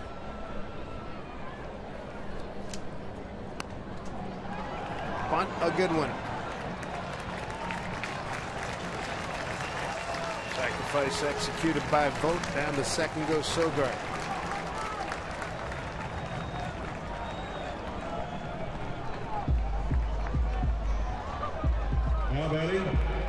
Well, Iwakuma had to pitch out of some trouble in the 6th inning. A 1-out double by Cespedes. He was able to do it. He's going to have to do it again now that the runner is at second with just 1 out. Coco Crisp, a home run, a ground out, and a fly out today.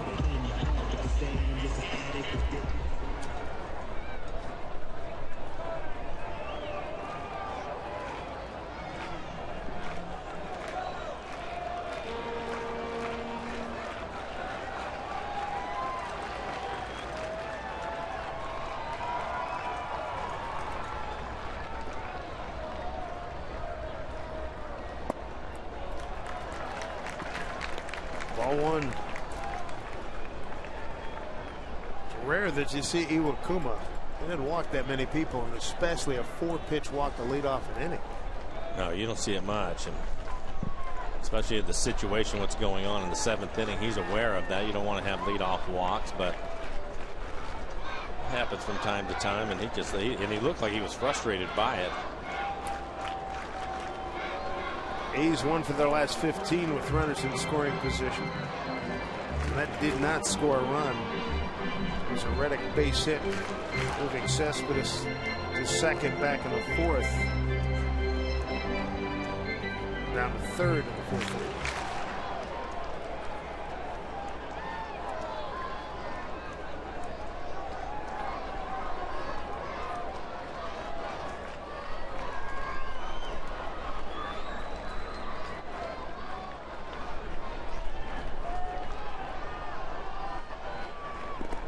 Gets through Blanco. Down to third is Sogard.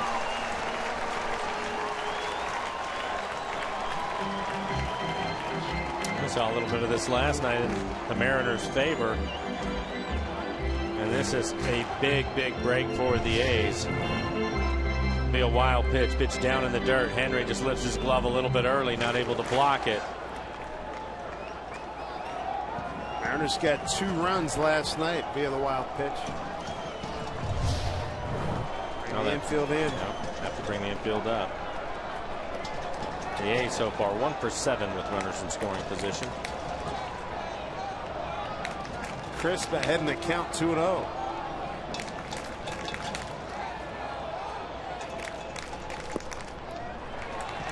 He has lost the field here, 3-0. Well, I can tell you with Coco, he just hasn't wanted to throw him a fastball since he lost the first one into the game. Started him off with a fastball, and Chris hit it out of the ballpark, and since then it's been nothing but off-speed pitches. If he's thrown a fastball, it hasn't been anywhere near the strike zone. A 2-0 slider right there. Sogard, runner at third, 3-0 to Crisp. And he's aboard. He's the go-ahead run. Fast runner with 16 steals, been caught just 4 times. And this inning so far for Kuma, 1 strike and 8 balls. Now batting, shortstop, number 8, Jed Lowry. Lowry 1 for 3. First inning triple, fly to left and a ground out to second.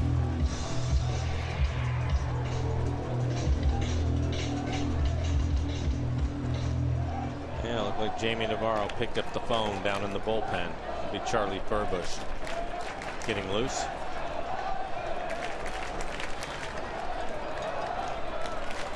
Coco's not done a lot of running, just 3 steals in his last 51 games. Big swing and a miss by Lowry.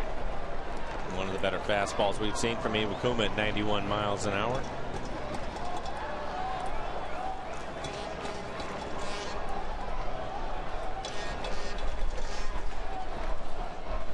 Another tight ball game.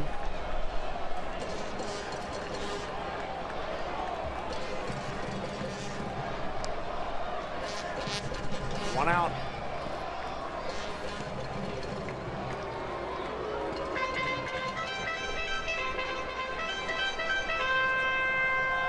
Iwakuma 2-2 against the A's this year. ERA just below 4. Sogard. Walk sacrifice to second. Wild pitch to third. And Crisp aboard at first. Walking on 4 pitches.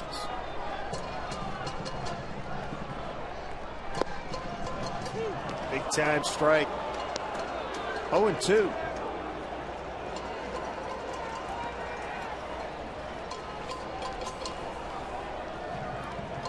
Melvin, manager of the A's, stormed back last September to overtake Texas and win the division.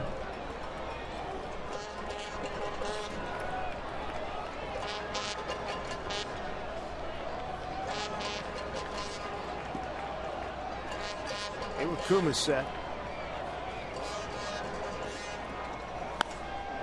And right to Ryan, throw to the plate. Now they get the runner Sogard and a run down. Seager. And they get him. And all the way to third is Crisp. Fine play by Brendan Ryan. Blanco and Seager. Big out. 2 down. Take a look at it. Brendan Ryan backhanding the ball. No, he actually was able to get in front of it on a knee. He has to throw it from his knees. 6-2, 5-2 is how they retire Sogard. Good quick reaction there by Ryan. Crisp worked his way to third on the rundown. And Lowry aboard at first.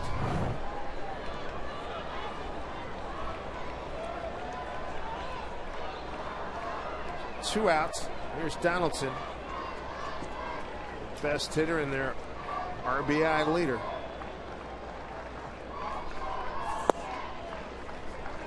Looked like he painted that corner, missed. I thought he did too, and it looked like the home plate umpire Chad Fairchild was going to call it a strike. Changed his mind.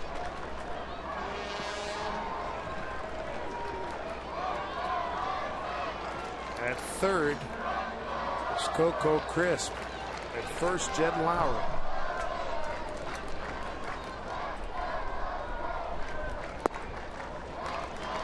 2-0.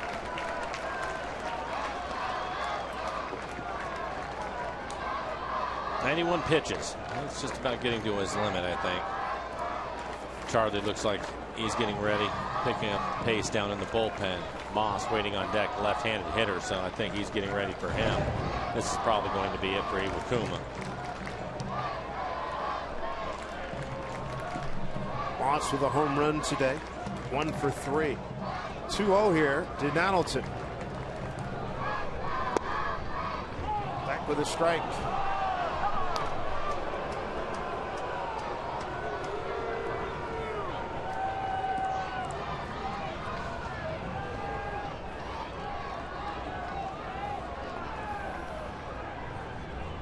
Boy, Robbie Thompson's stomach's churning. I'm sure Bob Melvin's is as well. 2-1 count, 2 outs, a 1-run Mariner lead.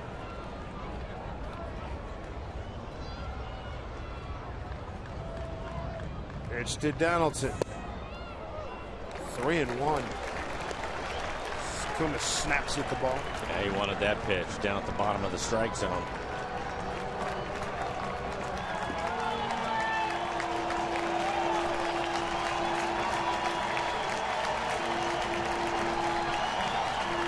Crowd of 18,641 taking in this ball game. Big spot. 3-1 to Donaldson. 2 on.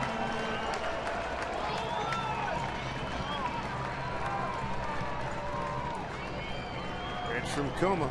Swung on and missed. Strike 2. He just challenged him there, threw a fastball by him. It was right down the middle of the plate. Dangerous area with Donaldson hitting. Iwakuma getting away with it. Take a look at the swing by Donaldson. Big time load and just turns it loose, but he throws it by him.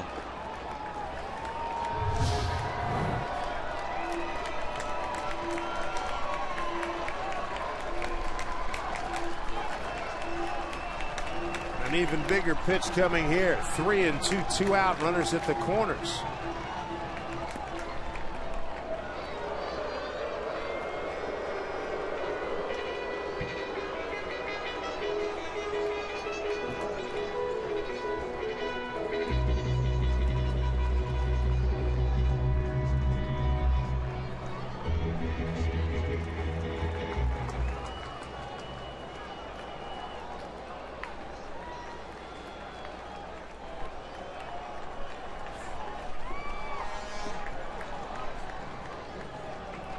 Here we go. 3-2, 2 outs. Pitch to Donaldson. Fouled off. Right back with the fastball. Couple of fastballs right about belt high on the plate. I think he comes back with a split. Split his best pitch. That's his out pitch.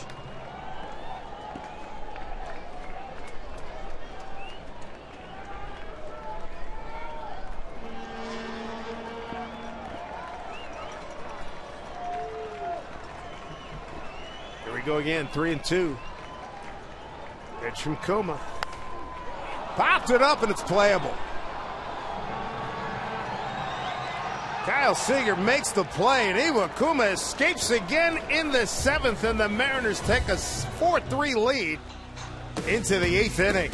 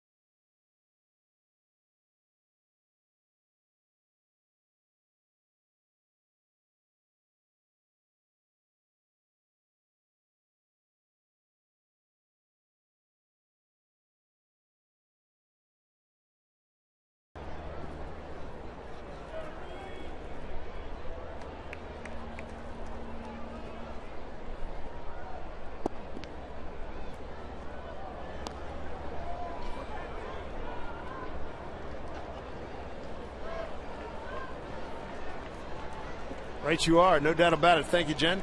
Kendrys Morales to lead it off here in the 8th. Mariners by a run. Pitch from Jerry Blevins in there for a strike. Be Morales smoking Morse. Brendan Ryan, a 2-out, 2-run double in the 6th on an 0-2 pitch. Get a good call at the plate as Ackley collides with the catcher Vogt, and the Mariners have the lead. Hayes jumped out in front. Coco Crisp, first pitch he saw, home first. It is 11th home run. Michael Morse matched it.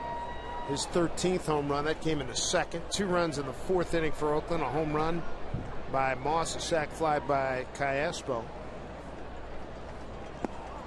And Morales strikes out. That made it 3-1 in the 4th. Mariners get a run in the 5th. Home run by Brad Miller, and 2 in the 6th. That's where we are right now. This copyrighted telecast is presented by authority of the Seattle Mariners. It may not be reproduced or retransmitted in any form, and the accounts and descriptions of this game may not be disseminated without the express written consent of the Seattle Mariners. Good to have you with us, everybody. Dave Sims, Mike Flowers, Root Sports crew. Day off tomorrow, and then home. 6-game homestand. Angels and Rangers coming to town.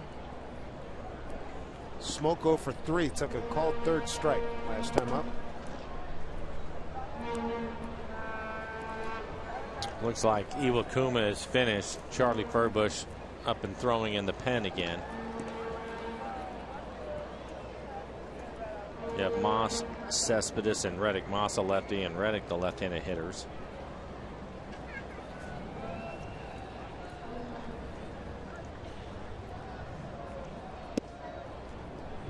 Two and 0 to Smoke.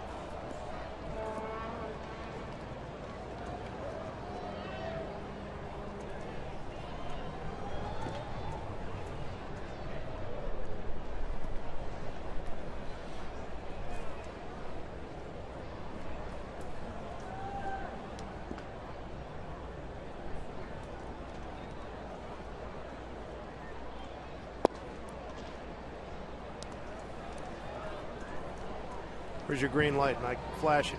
Why not? Michael Morris waiting on deck.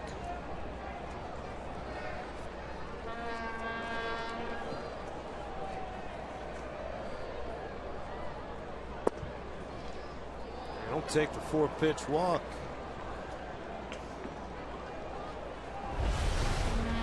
Here we go. Our Stirling Bank Nobody Works Harder for You. Mariners single season home run records by position. Richie Sexson, Brett Boone, the aforementioned Jim Presley, A-Rod, Raul Jr., Jay, Kenji, Miguel, and Dan Wilson, and Edgar Martinez.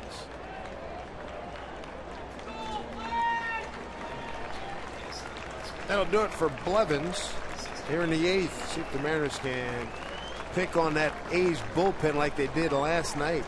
4-3 Mariners.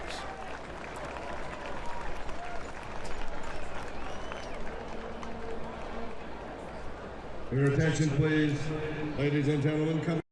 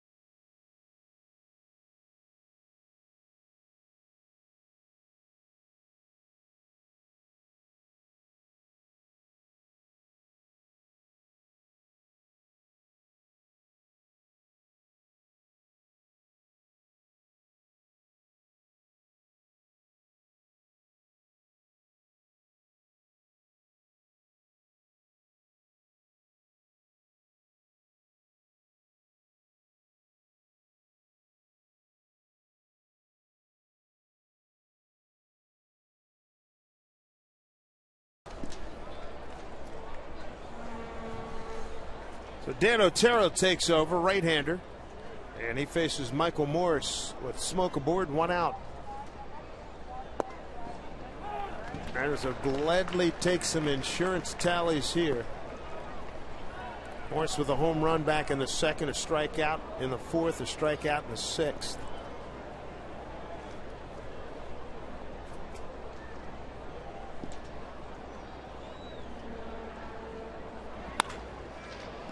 That'll get through for a base hit. Michael Morse. 2-hit day for him. And the Mariners are threatening here in the 8th. MLB.com at bat. It's celebrating 5 years as your #1 mobile app for live baseball. Available for iPhone, iPad, Android, and BlackBerry 10. It delivers Mariner baseball with live audio, pitch tracking, stats, news, highlights, and more. So text that bat to 31826 or visit Mariners.com for details. It's a great spot here for Destin Ackley. Played some rock'em sock'em baseball, colliding with the catcher Vogt to score a go-ahead run in the 6th.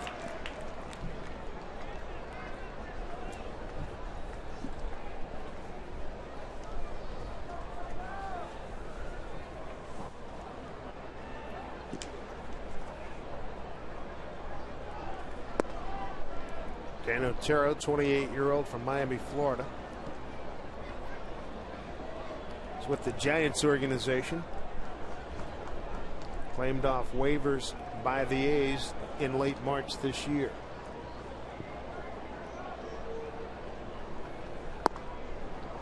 Well, Dustin Ackley's been a hot hitter since the All-Star break, hitting .321.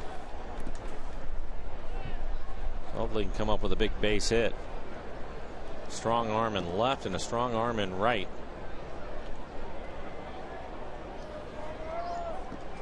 Medina has joined Charlie Furbush to get loose in the pen. Ground ball, Sogard. They won't get the double play. Ackley, speedy runner. Down to third goes Smoke as Morse is eliminated. Mariners now 1 for 4 with runners in scoring position. Well, it was Brendan Ryan that came up with the big hit to give him the lead, and he's going to get a chance to add to that. Number 26, Brendan Ryan.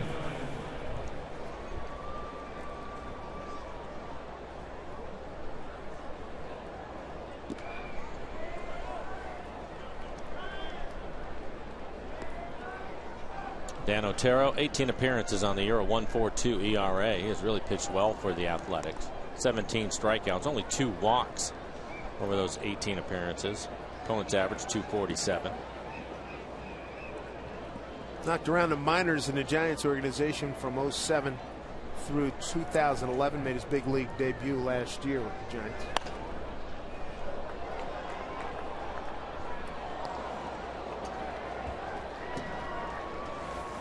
Strike one to Brendan. Good 2-strike hitting last time up. 0-2 count. Doubles down the left field line and hit it hard off the glove of Donaldson at third, guarding the line. Cespedes made a phenomenal throw, and Mariners catch a break with Ackley colliding with the catcher Vogt. It was called safe.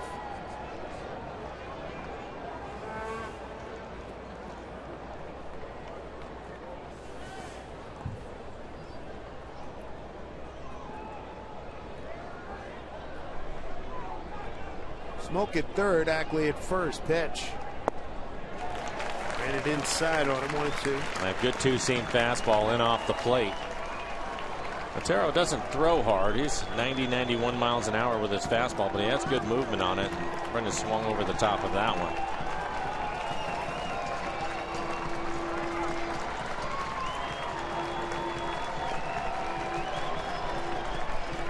Otero played some college ball at Duke and at South Florida. 1-2 pitch coming up here to Ryan. Up the middle, seeing eye. Yes, sir. Base hit, RBI for Brendan Ryan. 5-3 Mariner lead. So Ryan, in successive at bats, drives in 3 runs. This time he stays inside of it, doesn't swing over the top. He fights this pitch off. Again, it's running in there, but a good job of keeping his hands inside the ball. You can see the movement on that fastball. Didn't hit it real hard, but gave himself a chance, and that's a base hit. So Ryan now has driven in 3 runs in this game. A little cushion. 2 runs here for the Mariners. And again, Rhino checking in with 2 outs in the RBI. Ball 1 to Henry Blanco.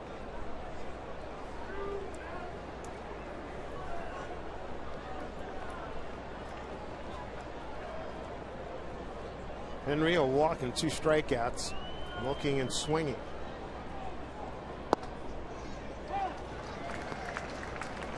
One and one. Ackley, a speedy runner. He's at second. And the bullpen's ready to go. Blanco down the line, going foul.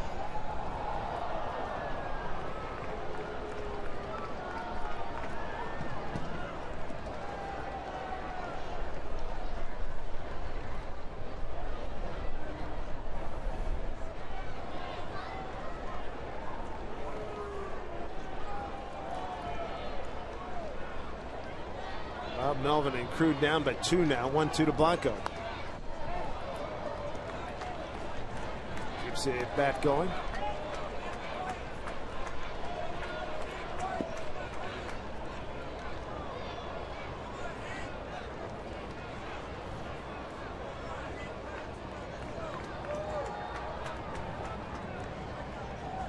One, 2.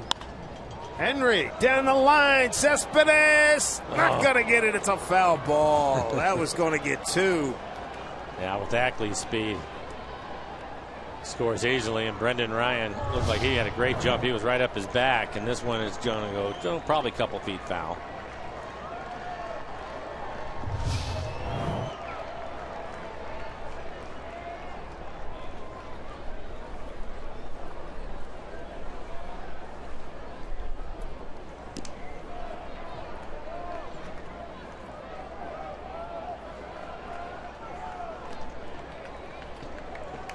Good battle here by Henry Blanco. 1-2 pitch.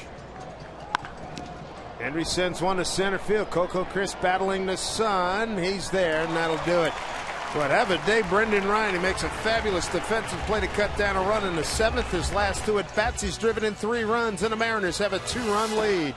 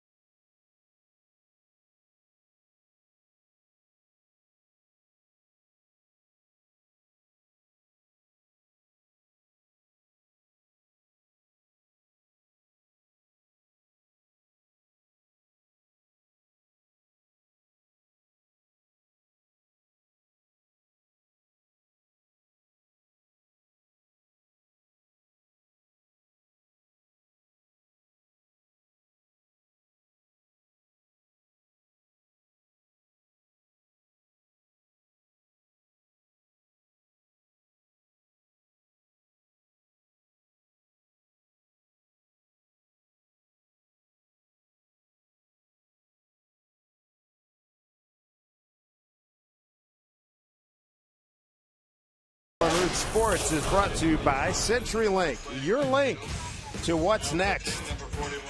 By Jack in the Box. Go big at participating Jack in the Box with Jack's really big chicken sandwich combos for only $3.99 plus tax. America's Cup races. We saw a couple of the couple of ships going by on our way over this morning from San Francisco. Indy Chavez, he takes over in right field. Iwakuma. Two great escape jobs here today, Mike. It was a battle for him. 7 innings, just 7 hits, 3 runs they were earned. He gave up a couple of home runs in this one. 2 walks, 4 strikeouts, 96 pitches for Iwakuma. Charlie Furbush will take over, the left-hander. We're going to have a pinch hitter. Fryman going to pinch hit for Moss. 54 appearances for Charlie. 3.24 ERA. Dave Fryman, big 6'8" first baseman, used to be with Houston. He homered last night in a 2-1 pitch against Joe Saunders. Solo shot.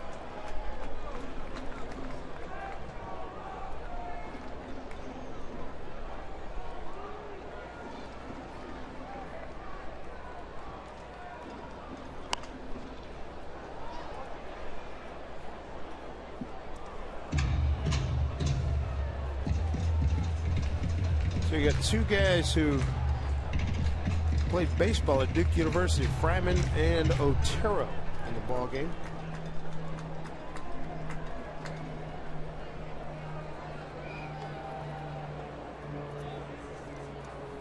One from Charlie.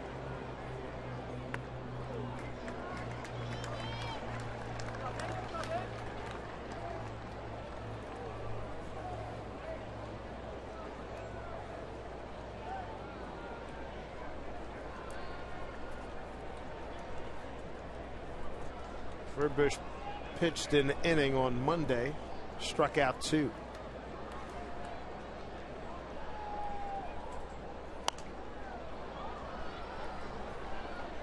Two and 2 to Fryman.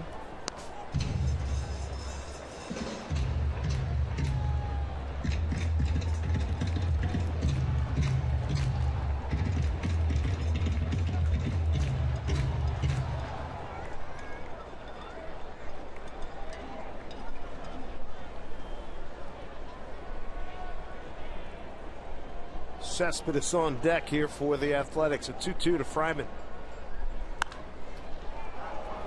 Here comes Indy Chavez. Going back is Miller. Indy calls him off, makes the play.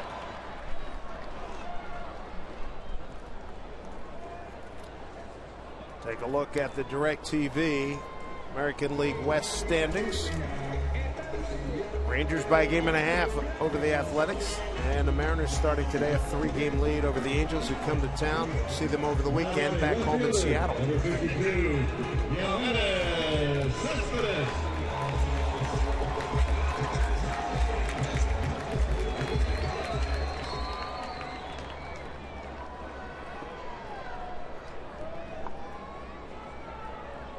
Yoenis Cespedes, the hitter. Successive doubles last 2 times up. Struck out his first time. Both doubles. Hit hard. One to the left center field gap, one down the line. Left field.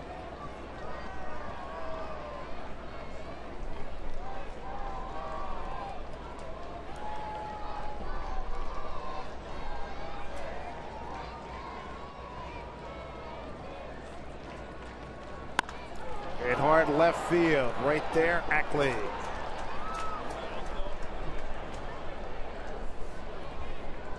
Two down, get downtown from the airport for only $2.75 on Sound Transit's light rail. See how easy it is at soundtransit.org.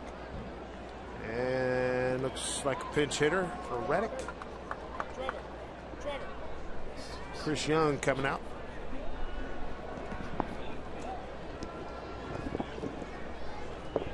So 2 outs here in the 8th. Furbush an out away from getting out of this inning here. Batting for Josh Reddick, number 25, Chris Young. Chris Young started last night's ball game, went 0 for 2, walked twice. Certainly wouldn't have seen this last year. No. Reddick will over 30 home runs, getting pinch hit for. That'll bring in Robbie Thompson. He's going to get Medina out of the bullpen. So here comes Joravis Medina. It's a scoreless inning last night, 2 walks and a strikeout. His charge, get the final out here in the 8th inning when we get back.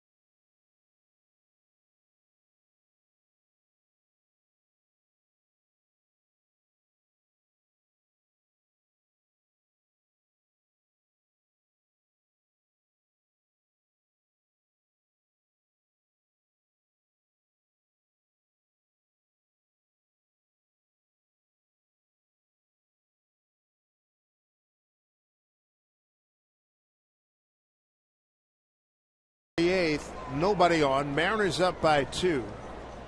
So they try to conclude this road trip at 5-4, take 2 out of 3 from the Athletics.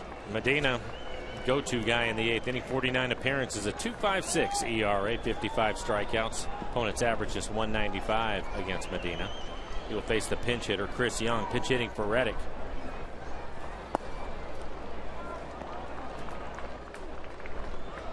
Medina came in last night, walked first man. It was Chris Young, walked him on a 3-1 pitch.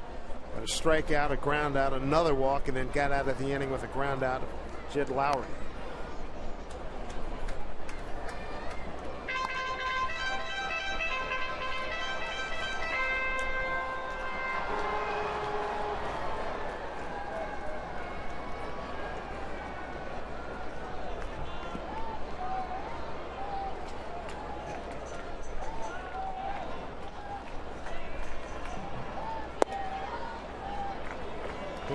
That Fairchild right arm was coming up. You see his shoulder went a little bit? Yeah, he ended up getting it right. You look at our EQC tracer, that pitch off the blade, but I thought he was going to do it.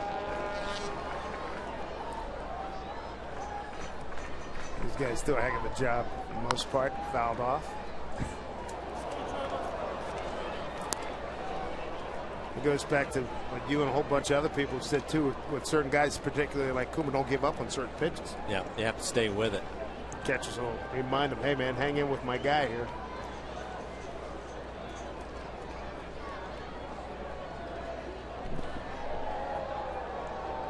Medina 2-2, 2 out, nobody on. Pitch to Young, breaking ball and a beauty. Blanco throws down to get him, and the Mariner bullpen, Furbush and Medina getting it done in the 8th. Mariners 5-3.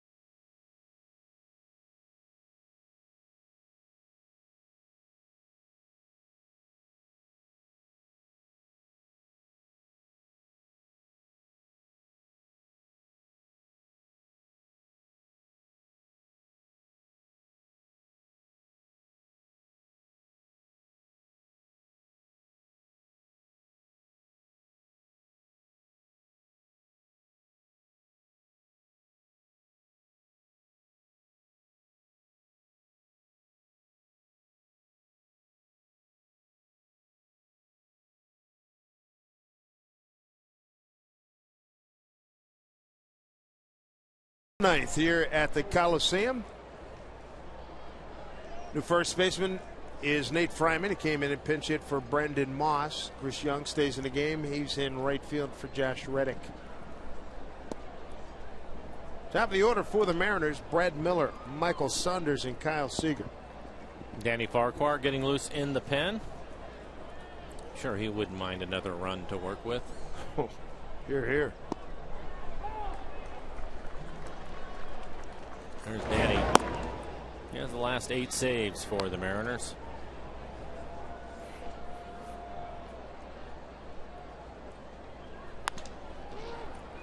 Backhanded by Fryman. Ball found him immediately. 1 out.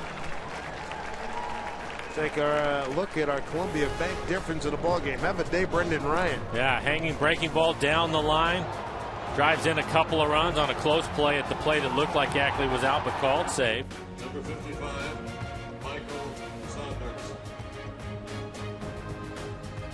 There's the play at the plate as he runs through Vogt. Vogt was okay after the initial contact. And then Ryan comes up big with another base hit in the 8th. That drove in a run. And this after he looked bad in the first 2 plate appearances, striking out. This day turned around for him. Fortunately for the Mariners, driving in 3 runs. Ryan getting a chance to play because Nick Franklin had a gash on his knee. Required 6 stitches after his collision at home plate with Derek Norris last night. Yeah, Robbie Thompson before the game saying they'll reevaluate Nick on Friday. I don't think Robbie talks about a lot, and the coaching staff, how good Brendan Ryan has been with Miller and Franklin on and off the field. Before, just the whole veteran presence and trying to give him every little piece of information he's got, and evaluating what they're seeing, what he's seeing on them. 2-2 to Saunders. Yeah, Michael 1 for 4, had a double, hit it off the fence, left center field in the 5th inning.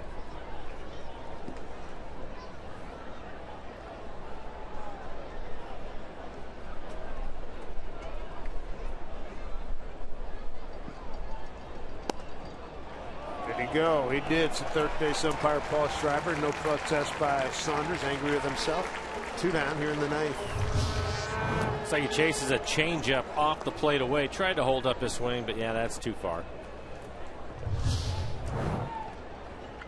Bring up Kyle Seager. Kyle 1 for 4 in the game. Had a base hit his first time up in the 1st inning. Kyle Seager. Strikeout for Dan Otero. That'll be his first. 2 outs here in the 9th.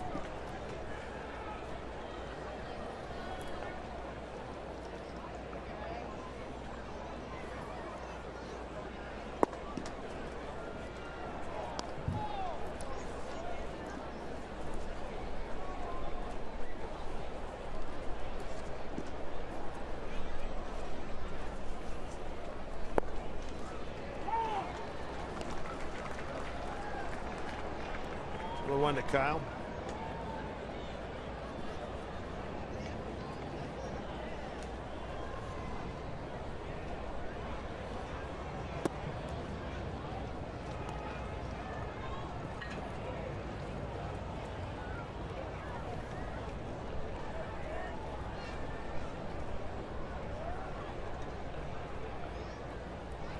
Two one. Foul into Vogt's glove. 2-2 here in the 9th inning with 2 outs of Seager. Coming up for the Athletics, you got Kai Espo. Vogt will be up, as well as the second baseman Ernst Sogard. 2-2 to Kyle. Get another chance. Otero throwing a lot of changeups to the left-handers. All the pitches to Kyle have been pitched away. Good running fastball, too.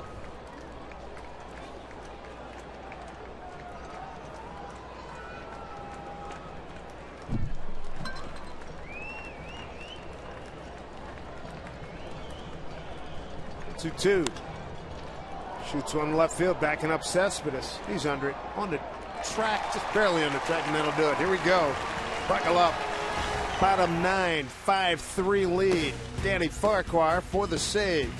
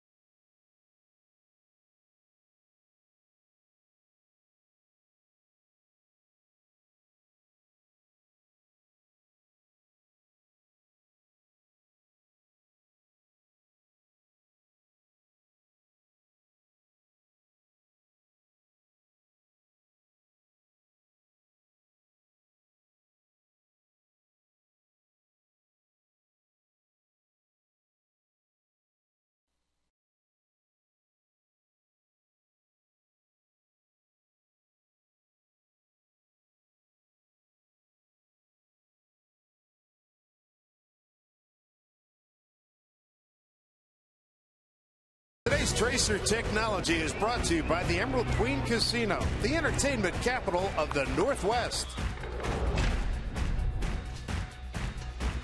Well, how about the Mariners 3 outs away, and taking 2 out of 3 from the A's and going 5-4 on this road trip.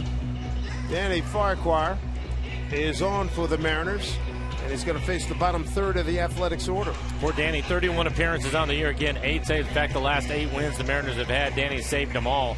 62 strikeouts over 41 in the third. Big number for Danny. Opponent's average 234. We'll get 7, 8, 9 working here in the 9th inning. It'll be Calespo, Sogard, and Vogt due up. Good work by Charlie Furbush, 2/3 of an inning. And Medina to get the final out of the 8th inning.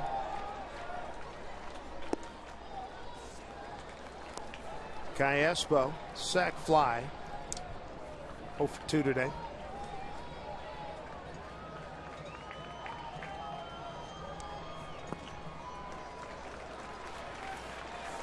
Two and 0.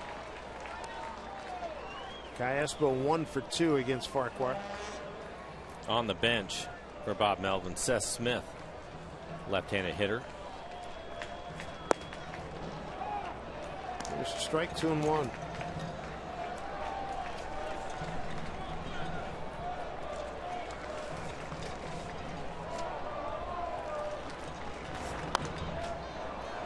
Danny back to even at 2 and 2.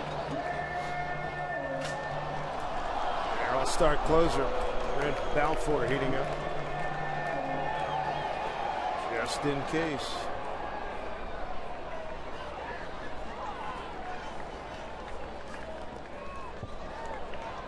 First curveball from Danny. That has been an important pitch for him. He has a good one. Carl Willis and Jamie Navarro had to encourage him to throw it for. It's strongly at that. Yeah. 3 and 2.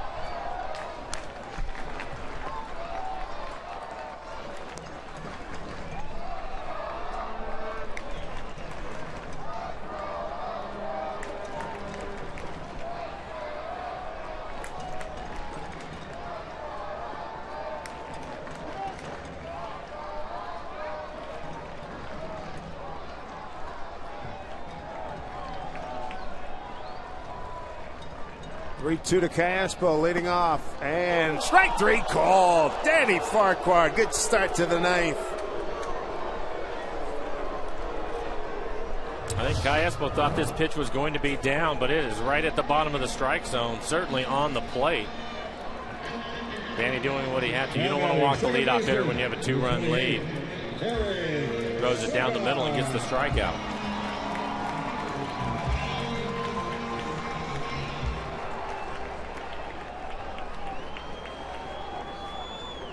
Eric Sogard will be the hitter. 1 for 2 with a walk. He was taken out in a rundown back in the 7th inning. Ryan started it with a great grab on it. Just a vicious short hop.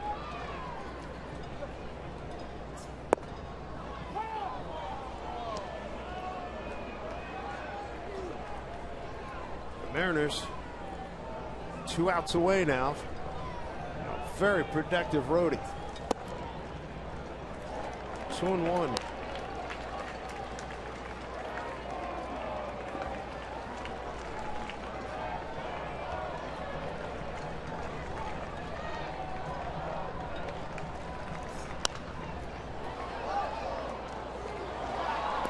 Two and 2 to Sogard with Stephen Vogt, the catcher, on deck.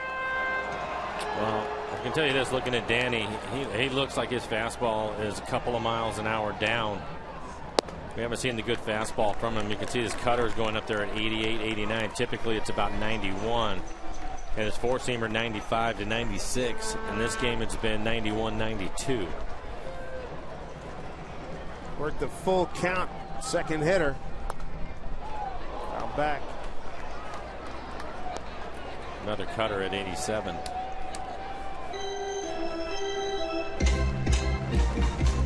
Stephen Vogt 0 for 2 with a sacrifice today. He's on deck.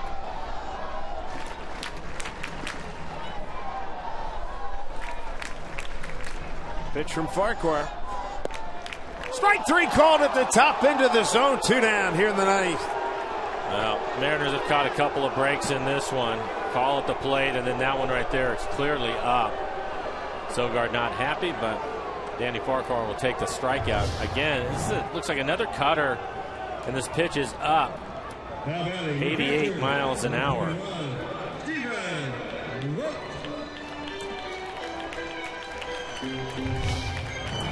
He thought he had a free pass. 2 outs.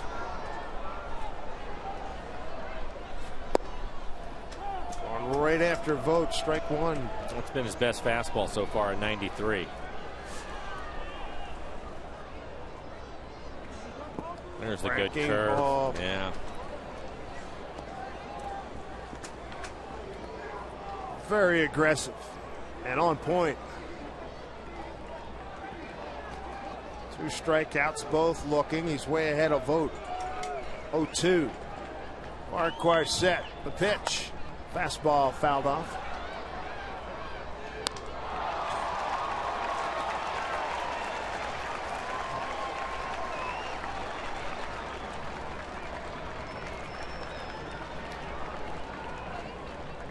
Pitch from Danny.